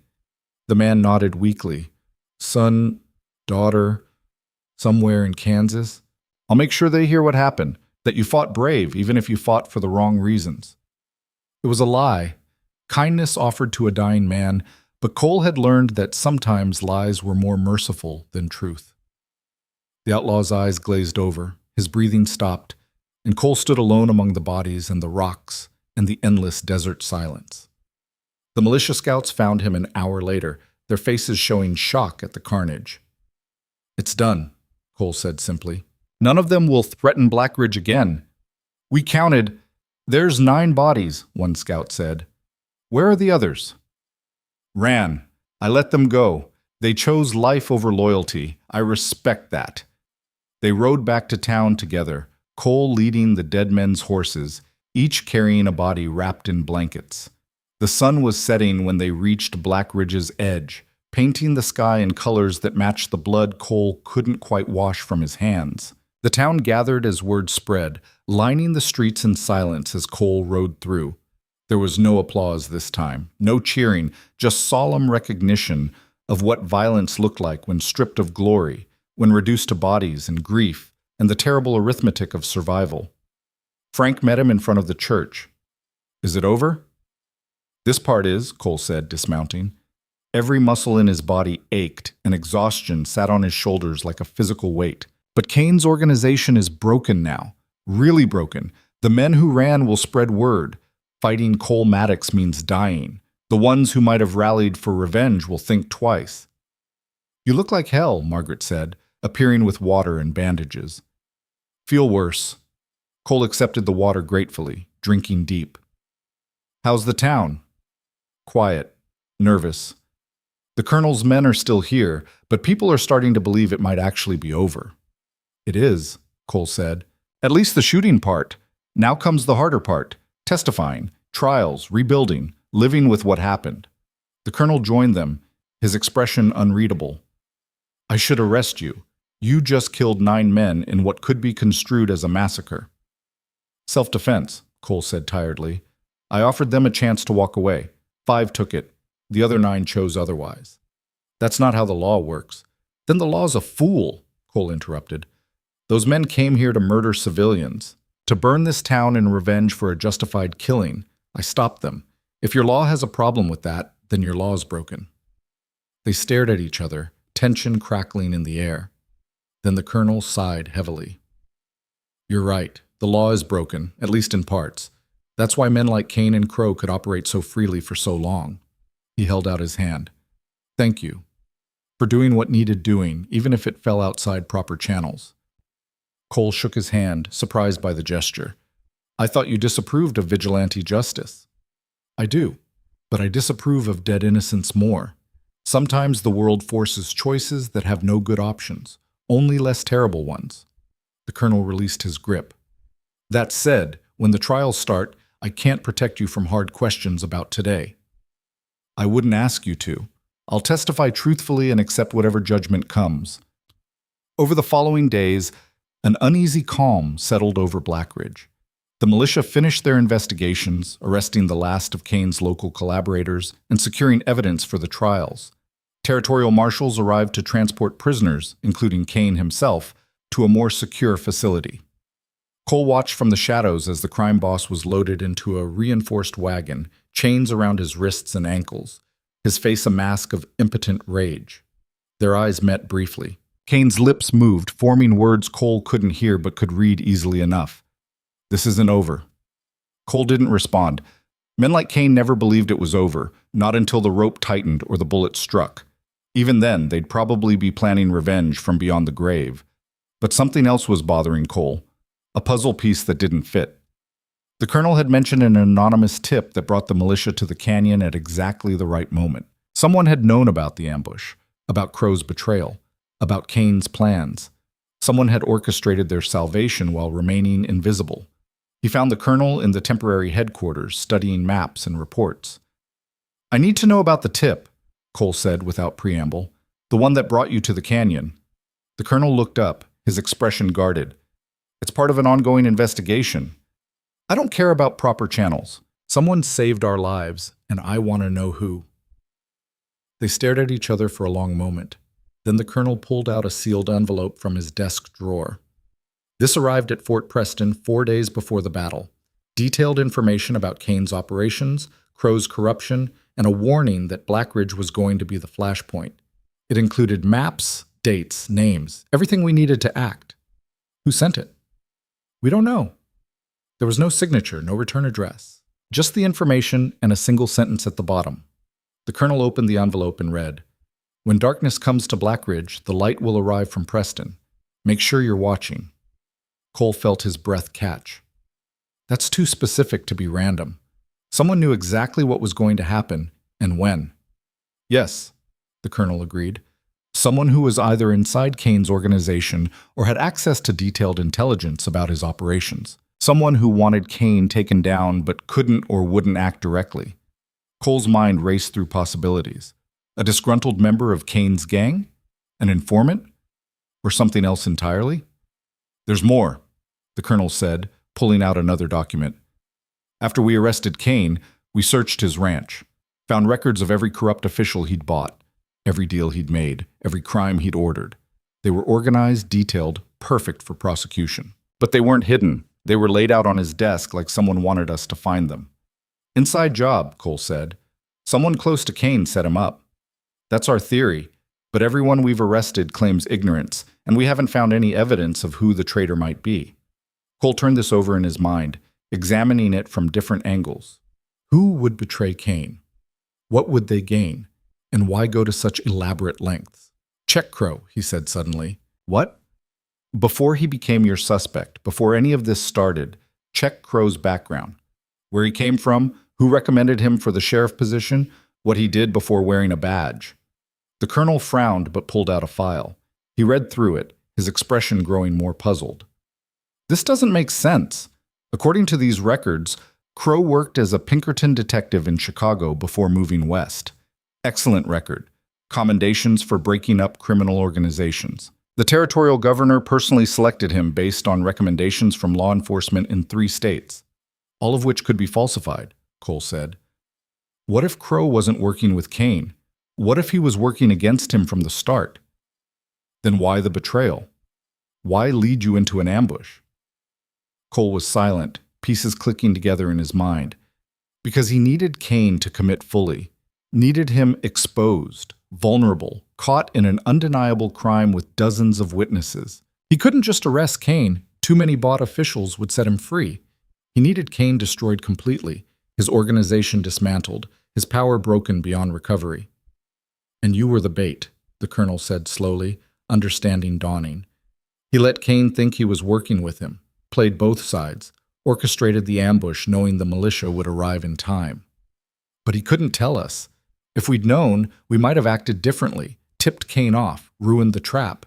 So he let us think we were betrayed, let us hate him, knowing it would all come out eventually. Cole felt something cold and heavy settle in his chest. He played everyone. Kane, me, the whole town. Used us like pieces on a chessboard. If you're right, the colonel said carefully, then Crow might be the most brilliant lawman I've ever heard of, or the most dangerously manipulative. Both, Cole said. Definitely both. He left the headquarters and found himself walking to the jail where Crow was being held separately from the other prisoners. The corrupt, or perhaps not corrupt, sheriff sat in his cell reading a book, his wounded shoulder bandaged, his expression calm. Crow looked up as Cole approached. Ah, the hero of Blackridge. Come to gloat? Come for answers, Cole said. About what? About who sent the tip to Fort Preston, about who arranged Kane's records to be found, about who orchestrated this entire thing from the shadows. Crow smiled slightly. Those are very good questions. What makes you think I have answers? Because you're too smart to be just a corrupt sheriff. Too careful. Too many things happen too conveniently, and you're the only one positioned to make them happen. Interesting theory. Crow set down his book.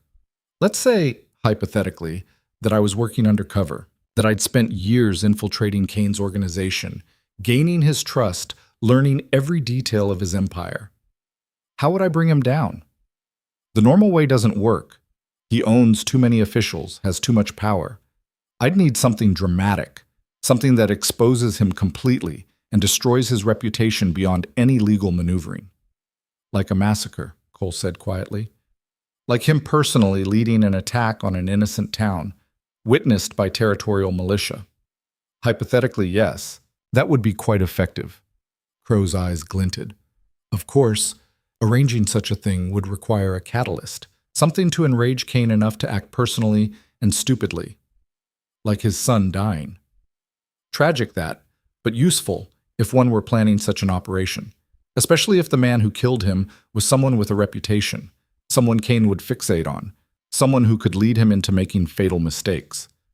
Cole felt his blood run cold. You knew. Before I ever walked into Blackridge, you knew about me, knew my history. You set this up. I didn't kill Garrett Kane, Crow said. His own pride and stupidity did that. I simply ensured you'd be in the right place at the right time. A word to certain people about good whiskey at the Lucky Star. A suggestion that Garrett might find entertainment there. Small touches. People died, Cole said, his voice hard. Good people. Fighting battles you manipulated them into. People were already dying. Crow countered, his tone sharp now. Kane's organization killed dozens a year through violence, intimidation, and corruption. It would have continued for decades without intervention. I stopped it. Used unconventional methods, yes, but I stopped it. He stood, moving to the cell bars. Tell me honestly, Maddox, if you'd known the full truth from the beginning, would you have cooperated? Would those townspeople have fought as hard if they knew they were part of someone's plan? Cole wanted to say yes, wanted to believe they would have risen to the occasion with full knowledge, but he knew the truth. No, he admitted. They fought because they had to, because they had no choice. Exactly. I gave them no choice, which paradoxically gave them power they never knew they had. And now Kane's empire is broken. Corrupt officials are being prosecuted, and Blackridge has learned it can defend itself. Crow's expression softened slightly. I'm not asking for gratitude or forgiveness. I'm simply explaining why the betrayal you felt was necessary. And what happens to you now? Officially, I'll be tried for corruption and conspiracy. The evidence is overwhelming. I made sure of that. I'll be convicted, serve time, and my career will be destroyed. He smiled without humor.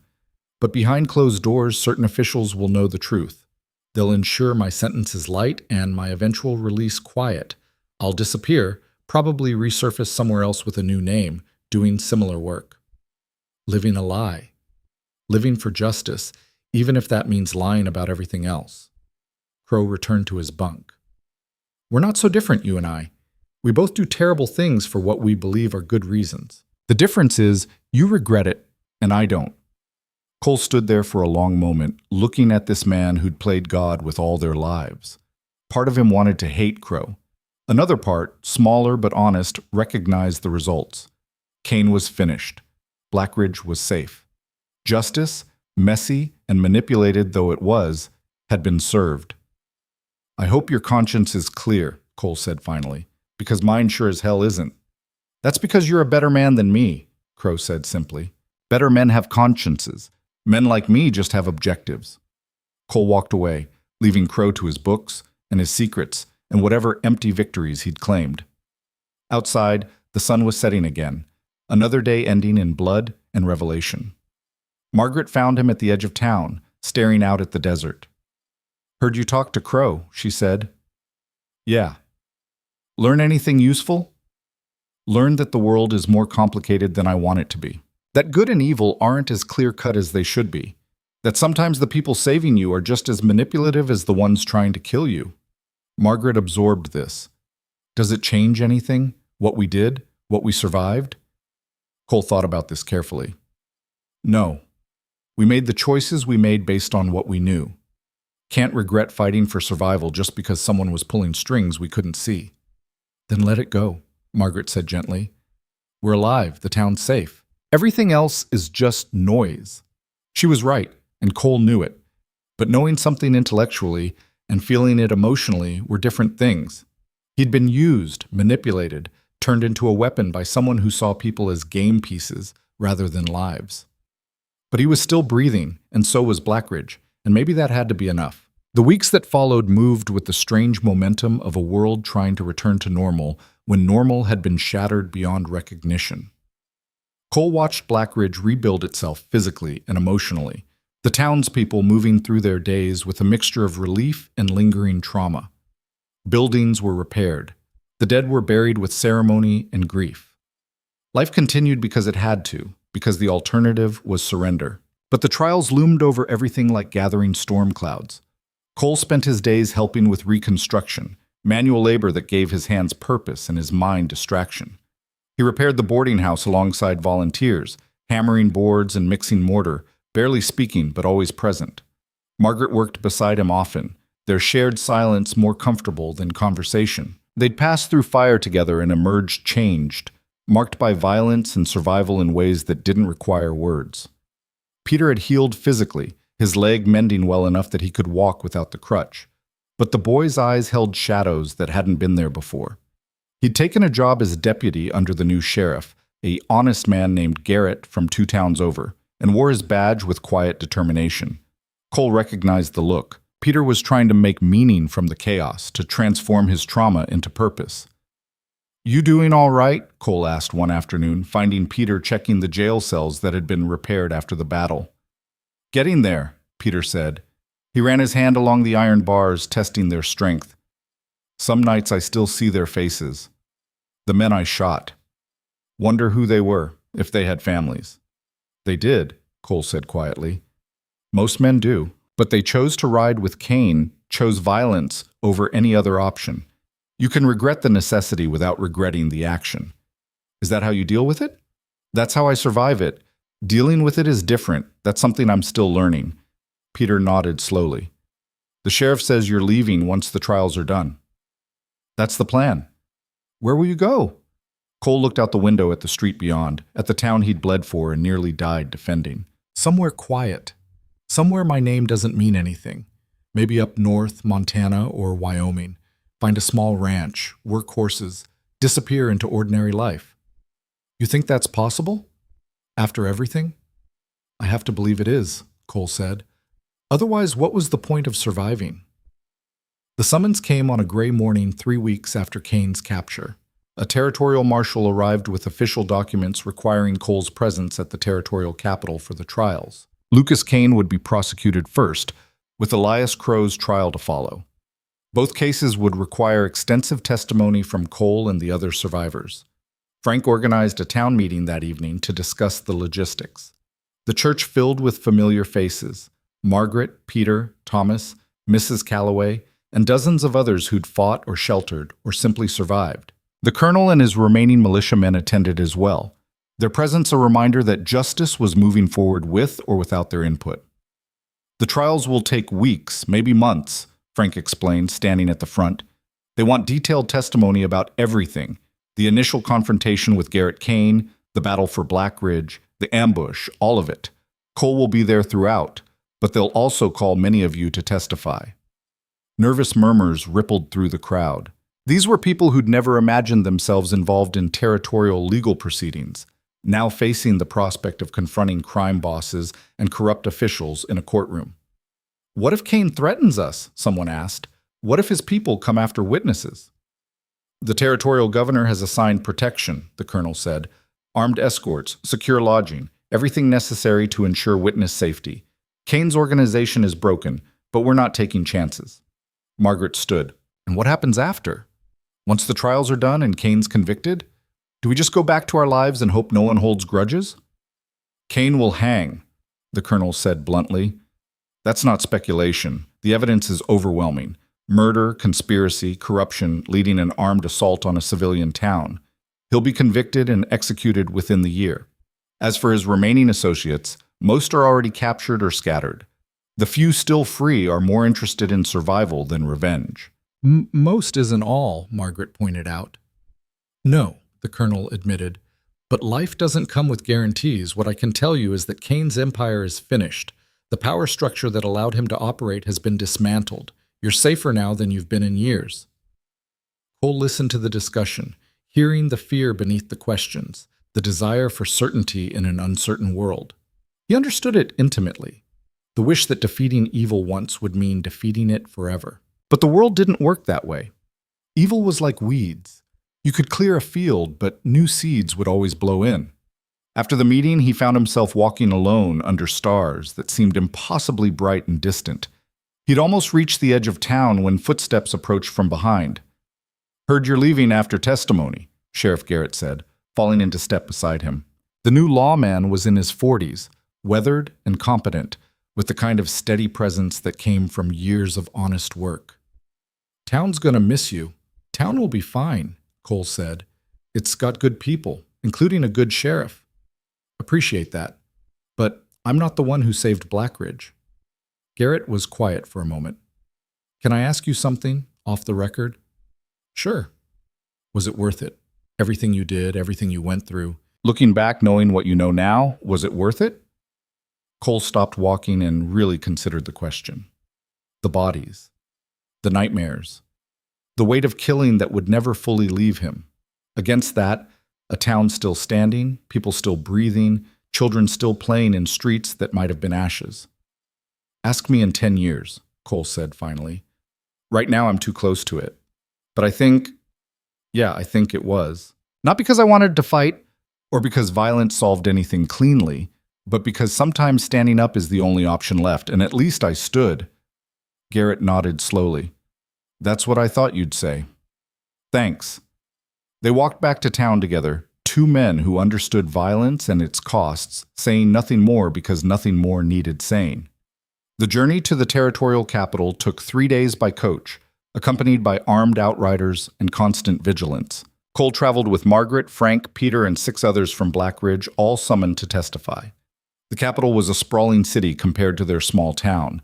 Brick buildings, paved streets, electric lights that turned night into artificial day. They were housed in a hotel under guard, fed well, and treated with the careful courtesy reserved for important witnesses. But Cole felt like a caged animal, restless and uncomfortable with walls and crowds, and the weight of civilization pressing in from all sides. The trial began on a Monday morning in a courtroom packed with spectators, journalists, and curious onlookers. Lucas Kane sat at the defendant's table in prison clothes, his former commanding presence diminished, but his eyes still burning with barely suppressed rage. His lawyers were expensive and aggressive, already filing motions and objections before testimony even began. Cole was called as the prosecution's first witness. He took the stand feeling every eye in the room fixed on him, aware that everything he said would be recorded, analyzed, potentially used to destroy or defend depending on interpretation. The prosecutor was a sharp-featured woman named Catherine Marsh, who'd built a reputation prosecuting corruption cases. She led Cole through the events methodically, arriving in Blackridge, the confrontation in the saloon, Garrett Kane's death, everything that followed. Cole answered truthfully and directly, omitting nothing, defending nothing. When she asked about killing Garrett, Cole looked directly at Lucas Kane. Your son drew his weapon and pointed it at me with intent to kill. I responded faster. That's all that happened. No malice, no planning, just survival. Did you want to kill him? Marsh asked. No. I wanted to drink my whiskey and rent a room. Your son made that impossible. Kane's lawyer, a silver-haired man named Blackwood, approached for cross-examination with predatory confidence. Mr. Maddox, you have quite a reputation for violence, don't you? Durango, Silver Creek, multiple incidents of killing spanning years. I have a reputation for surviving violent situations, Cole corrected, by killing everyone who threatens you. By doing what's necessary. There's a difference. Is there? Blackwood paced before the stand. Isn't it true that you're a professional killer? A man who hires out his gun to the highest bidder? No, I'm a man who's been in the wrong place at the wrong time more often than most, and who's learned to fight back. How convenient. And how convenient that you happened to be in Blackridge exactly when my client's son was there, almost like it was planned. Cole felt his jaw tighten. I don't plan where I ride. I just ride. Yet you stayed in Blackridge after killing Garrett Kane. Why? If it was simple self-defense, why not leave immediately? Because your client was already mobilizing his army. Leaving would have meant dying alone on the trail. Staying gave me a chance. Or, Blackwood suggested, you stayed because you saw an opportunity, a chance to make a name for yourself by taking down Lucas Kane, becoming the hero of Blackridge. I stayed because innocent people would die if I didn't, Cole said, his voice hard. Check your facts. I didn't want to fight. I tried to negotiate. Your client refused every reasonable solution because his pride mattered more than justice. The cross-examination continued for hours, Blackwood probing for inconsistencies, trying to paint Cole as a violent opportunist rather than a defender. But the facts were stubborn things, and the evidence was overwhelming. Witnesses corroborated every detail. The bodies spoke for themselves. When Margaret testified, she did so with quiet intensity, describing the terror of waiting for Kane's attack, the desperate defense, the moment she thought they'd all die. When asked about Cole's role, she didn't hesitate. He saved us. All of us. Not because he wanted glory or payment, but because he couldn't walk away from people in danger. You want to call that violence? Fine, I call it courage. Peter's testimony was shorter but equally powerful. The young man described his transformation from terrified boy to fighter, his voice cracking when he mentioned the friends who'd died. When Blackwood tried to suggest they'd been manipulated by Cole into fighting, Peter's response was sharp. Nobody manipulated us. We fought because the alternative was dying on our knees. Cole gave us a chance, that's all. What we did with it was our choice. Frank testified about the town's perspective, the impossible decisions faced by civilians caught between a vengeful criminal and certain destruction. His words carried the weight of experience and earned respect. The prosecution built their case brick by methodical brick, testimony, evidence, documents seized from Kane's ranch showing years of criminal operations. By the end of the second week, conviction seemed inevitable. Even Kane's expensive lawyers looked defeated, reduced to arguing for leniency rather than innocence. But the real turning point came when the prosecution called an unexpected witness, one of Kane's former lieutenants who'd turned state's evidence in exchange for a reduced sentence. The man, a hard-looking individual named Sykes, testified about Kane's operations in chilling detail. Murders ordered casually, towns extorted systematically, officials bought and owned like livestock. "Why are you testifying against your former boss?" Marsh asked. Sykes looked at Kane with something like regret. "Because I finally understood what we were. Not businessmen, not even criminals, really. We were a plague. We destroyed everything we touched, and Mr. Kane didn't care. He'd have burned the whole territory if it made him feel powerful." He paused. "What happened in Blackridge opened my eyes. We rode in there ready to massacre civilians over a stupid kid's stupid mistake. I realized I didn't want to be that person anymore." The courtroom sat in heavy silence as Sykes finished. Even the journalists had stopped scribbling notes, caught by the raw honesty of a man confronting his own monstrosity. Kane's conviction took the jury less than 3 hours to reach. Guilty on all charges: murder, conspiracy, corruption, leading an armed insurrection. The judge sentenced him to death by hanging, to be carried out within 60 days. Kane showed no emotion as the sentence was read, his face carved from stone. But as guards led him from the courtroom, he turned one last time to look at Cole. Their eyes met across the distance, and in that moment Cole saw not rage or hatred, but something stranger: acknowledgement. Recognition of one hard man seeing another, understanding that fate had placed them on opposite sides of an ancient equation where someone had to lose. Then Kane was gone, shuffled away to await execution, and Cole felt something inside him loosen slightly. Not relief exactly, but the absence of tension he'd carried for weeks. Crow's trial began 2 days later and proved far more complicated. The prosecution argued corruption, conspiracy, and betrayal. The defense countered with an unexpected strategy. They claimed everything Crow had done was part of a deep undercover operation authorized, albeit loosely, by certain territorial officials. Documents surfaced supporting this claim: sealed letters from high-ranking lawmen, vague authorizations for irregular methods in pursuing organized crime. Nothing definitive, but enough to create reasonable doubt about Crow's true motives. Cole was called to testify again, and this time Crow's lawyer, a brilliant woman named Sarah Chen, approached him almost sympathetically. "Mr. Maddox, you've had time to reflect on Sheriff Crow's actions. Do you believe he was genuinely corrupt, or might he have been playing a deeper game?" Cole hesitated, feeling the weight of truth against his anger about being manipulated.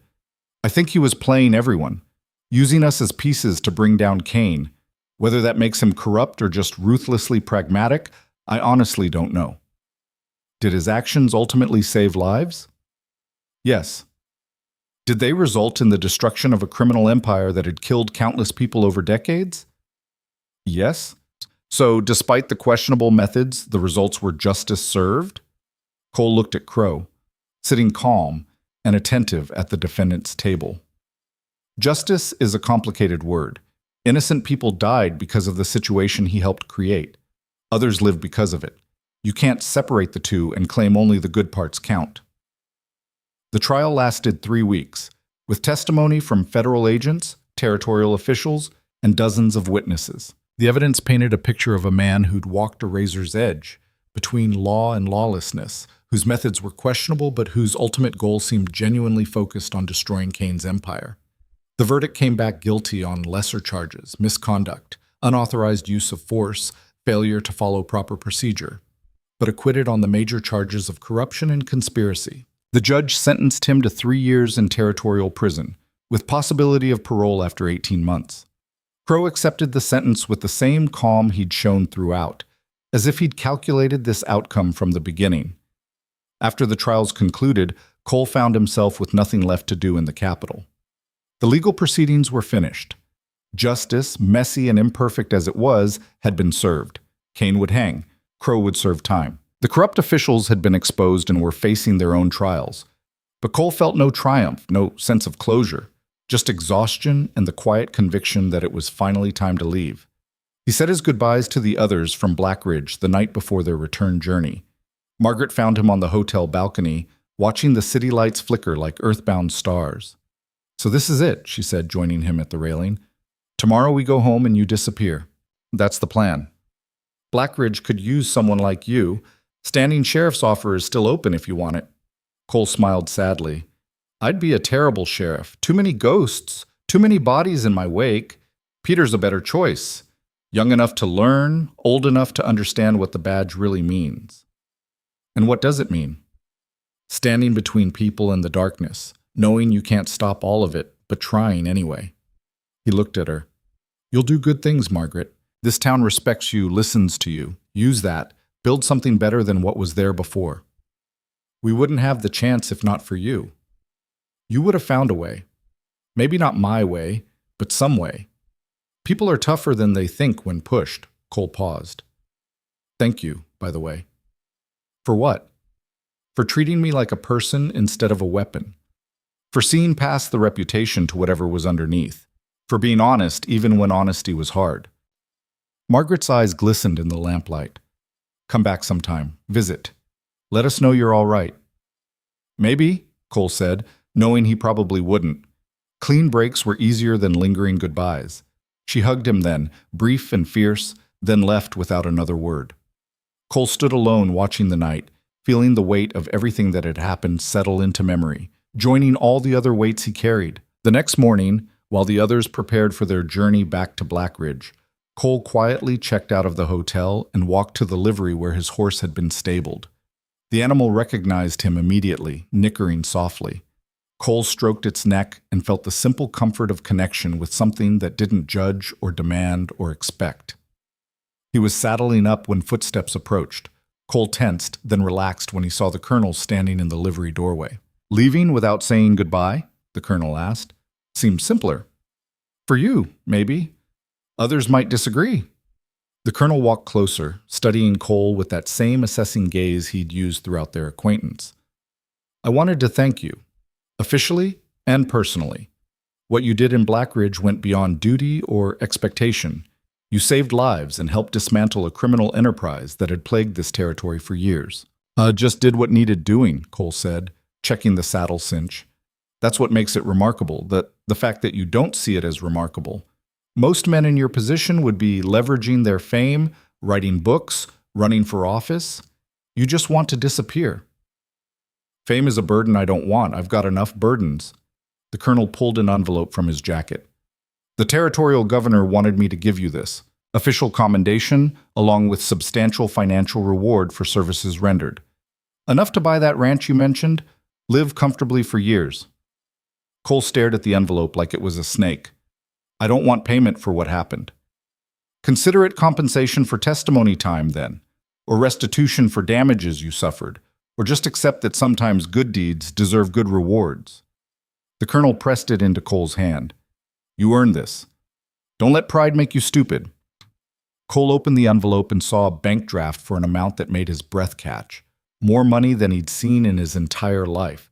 More than enough to buy not just a ranch, but a future. "The governor also wanted me to extend an offer," the colonel continued. "Territorial marshal position. You'd have authority across multiple territories, resources, backup. You could do real good, systemically rather than episodically." "No," Cole said immediately. "I appreciate the offer, but no. I'm done with violence, done with fighting. I just want peace." "Peace is a luxury men like you rarely get," the colonel said, not unkindly. "But I understand. If you change your mind, the offer stands, indefinitely." They shook hands, and the colonel left. Cole tucked the envelope into his saddlebag, still processing the weight of unexpected fortune. He'd come to Blackridge with nothing but his guns and his horse, expecting nothing but trouble. He was leaving with enough money to change his life and more blood on his hands. The world, he reflected, had a strange sense of balance. Cole rode out of the capital as the sun climbed higher, heading north toward territories he'd never seen, toward mountains that promised isolation and rivers that spoke of clean beginnings. He rode for 3 days straight, sleeping under stars, avoiding towns, speaking to no one. On the 4th day, he reached a valley so beautiful it made his chest ache. Green meadows stretched between pine-covered hills, a clear river cutting through the center, mountains rising beyond in jagged majesty.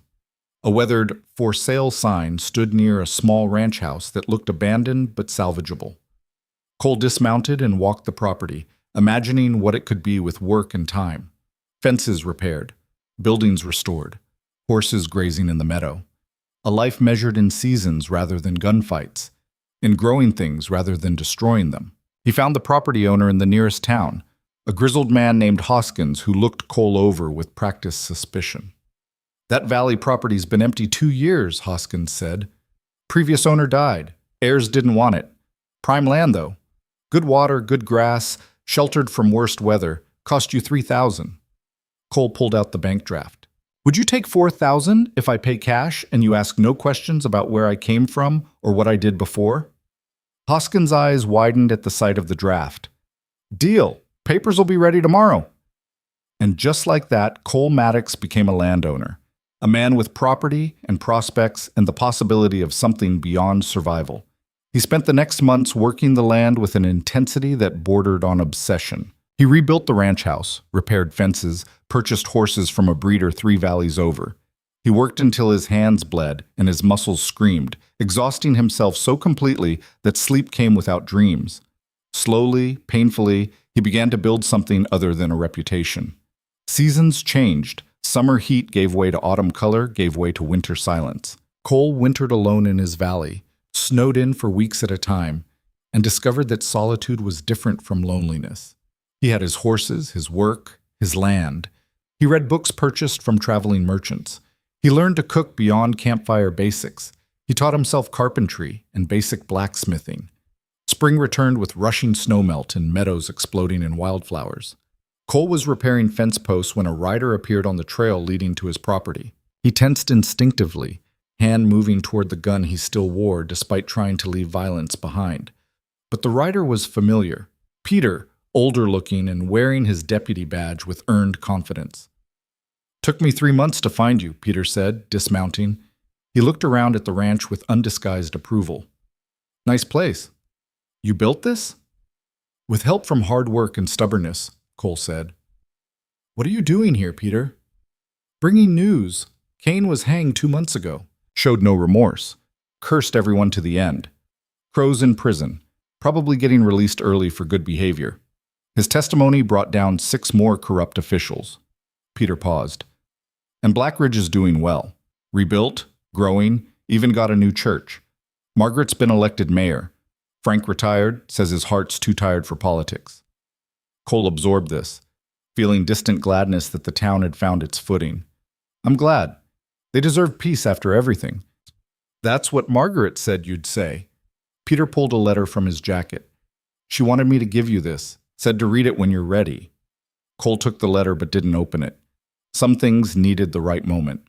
Peter stayed for dinner, filling Cole in on details about Blackridge's recovery, about his work as deputy, about the slow healing that came with time and effort.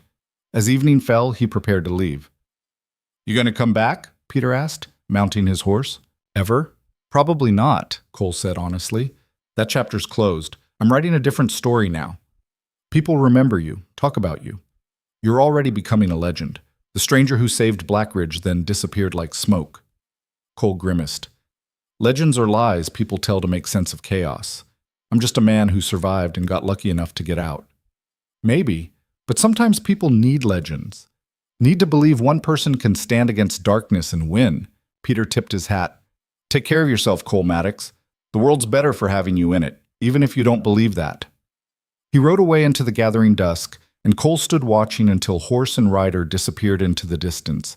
Then he went inside, lit a lamp, and finally opened Margaret's letter. The writing was neat and measured, her voice clear in every word. "Cole, if you're reading this, Peter found you. I told him not to push too hard if you didn't want to be found, but knowing him, he probably tracked you through 3 territories in sheer determination. He's a good deputy, by the way. Going to make an excellent sheriff someday. Blackridge is healing. Slowly but genuinely. We've established a town council, formal laws, even a library that Mrs. Calloway runs with fierce dedication. The scars remain. We still flinch at loud noises, still have nightmares, but we're learning to live with them. I won't ask you to come back. You've given enough, bled enough, carried enough weight for this town. But I wanted you to know that what you did mattered. Not just the fighting, though that saved us, but the example you set, showing us that standing up was possible, that courage wasn't the absence of fear, but acting despite it.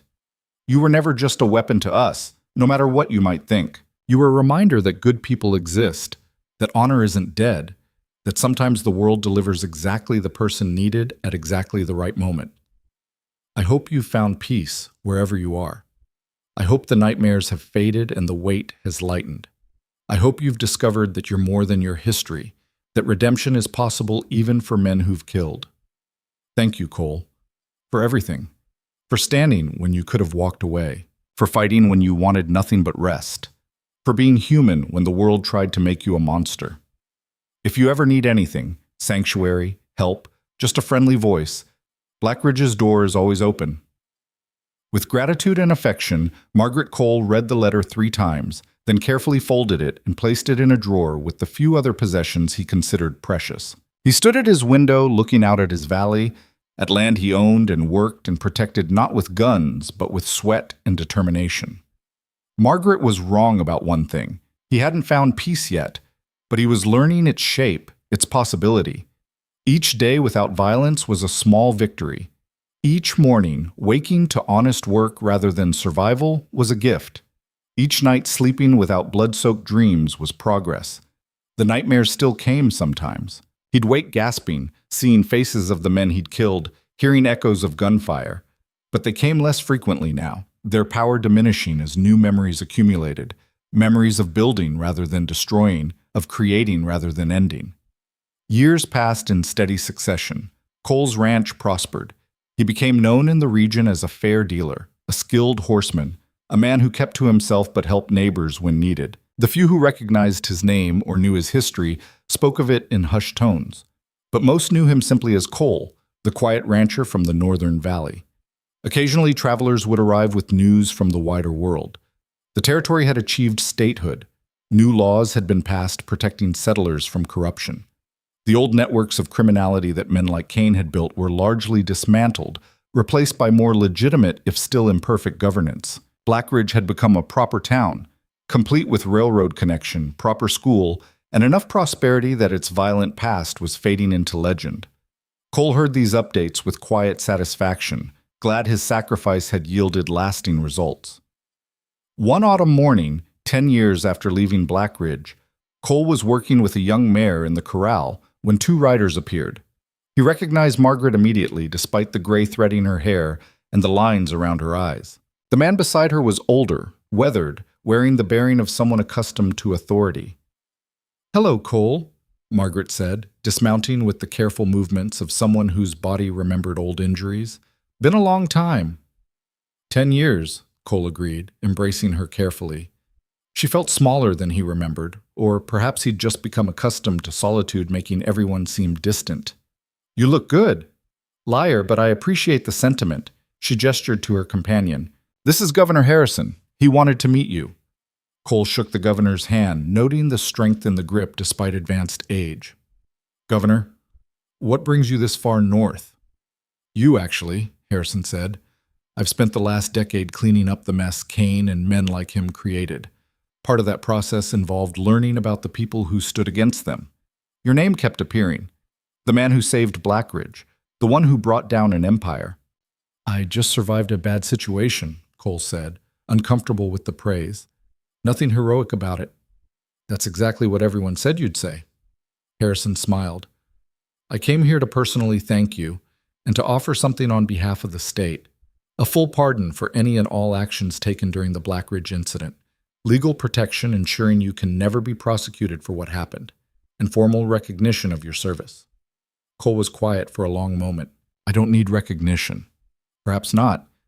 But the state needs to give it. We need to acknowledge that sometimes circumstances force good people into impossible situations, and that defending innocent lives isn't murder even when it involves killing. Your pardon makes that official. And it sets precedent, Cole said, understanding, for others who might face similar situations. Exactly. The world isn't simple. Law needs to recognize that. They stayed for dinner, Margaret and the governor sharing stories about the state's development, the changes sweeping through formerly lawless territories, the slow progress toward civilization. Cole listened more than he spoke, content to let them fill his quiet space with news of a world he'd left behind. As they prepared to leave the next morning, Margaret pulled Cole aside. "You've built something beautiful here," she said, looking around at the ranch. "I'm glad you found peace." Getting closer to it anyway," Cole admitted. "Some days are harder than others, but I'm learning. That's all any of us can do." She hesitated, then continued. "I'm proud of you, for walking away, for choosing life over legend, for being brave enough to be ordinary." "Ordinary's harder than people think," Cole said, "which is why so few people manage it." She hugged him again, holding on a moment longer than necessary. "Take care of yourself, Cole Maddox. And know that back in Blackridge, we haven't forgotten. We tell your story to children now, not as a tale of violence, but as a reminder that standing up for what's right matters, that one person can make a difference, that courage exists." "Just tell them the truth," Cole said. "I'm not a hero, just a man who did what he thought was right in a moment when right and wrong got complicated." "That's exactly what makes you a hero," Margaret said softly. "The fact that you don't see it that way." They rode away, two figures disappearing into the landscape, carrying with them the last tangible connection to Cole's past. He watched them go, then returned to his work, to the life he'd built from ashes and choices, and the stubborn determination to be something other than what violence had made him. The sun set over his valley, painting the sky in shades of gold and crimson. Cole stood on his porch, looking out at land he'd transformed through years of effort, at horses grazing peacefully in meadows, at a home that was truly his. The weight he'd carried for so long hadn't disappeared. He suspected it never would entirely, but he'd learned to balance it with other weights. The satisfaction of honest work, the quiet pride of building something lasting, the small daily victories of choosing creation over destruction. Somewhere far to the south, Blackridge continued its life. Children played in streets where battles had raged. Families built futures on land watered with blood and defended with desperate courage. The town had become a symbol, a story told when people needed reminding that darkness could be fought and sometimes defeated. And Cole Maddox had become a legend, his name spoken with reverence and awe, his actions magnified by distance and time into something larger than life. People claimed he'd single-handedly defeated an army, that he'd never missed a shot, that he was half ghost and impossible to kill. The truth? That he'd been terrified, that he'd nearly died multiple times, that luck had saved him as often as skill, was forgotten in favor of the story people preferred. But here in his valley, alone with his horses and his work and his carefully constructed peace, Cole knew the truth. He was just a man, flawed, scarred, haunted by memories he couldn't erase, but also a man who'd stood when he could have run, who'd fought when he wanted nothing but rest, who'd chosen to protect strangers at terrible personal cost. Not because he was special, not because he was fearless, but because when the moment came, when evil stood before him demanding submission or death, he'd found within himself the stubborn refusal to yield. That was his real legacy, not the kills or the victories or the dramatic showdowns, but the simple, profound act of standing up when standing up mattered most. And if that made him a legend, so be it. He'd carry that weight too, just like all the others. The stars emerged one by one as darkness deepened. Cole went inside his home, lit a fire against the autumn chill, and settled into the chair he'd built with his own hands. Tomorrow would bring more work, fences to repair, horses to train, a life to continue building. But tonight, for this moment, he allowed himself something rare. He allowed himself to believe he'd earned this peace, that the violence and blood and sacrifice had bought something worth the price, that somewhere in the balance between who he'd been and who he'd become, redemption existed. The fire crackled softly. Outside, night sounds filled the valley, crickets and distant owls and the whisper of wind through pine trees. Cole closed his eyes, and, for once, sleep came easy and dreamless. In Blackridge, children listened to stories of the mysterious stranger who'd saved their town. In the state capital, legislators cited his pardon as precedent for self-defense laws. Across the territory, his name was invoked when people needed reminding that courage existed, that evil could be defeated, that one person standing firm could change everything. But in a quiet valley far from towns and troubles, Cole Maddox simply lived. And in that living, in the quiet persistence of choosing each day to build rather than destroy, to create rather than kill, he found something rarer than fame or glory or legend. He found himself. And that in the end was the only victory that truly mattered.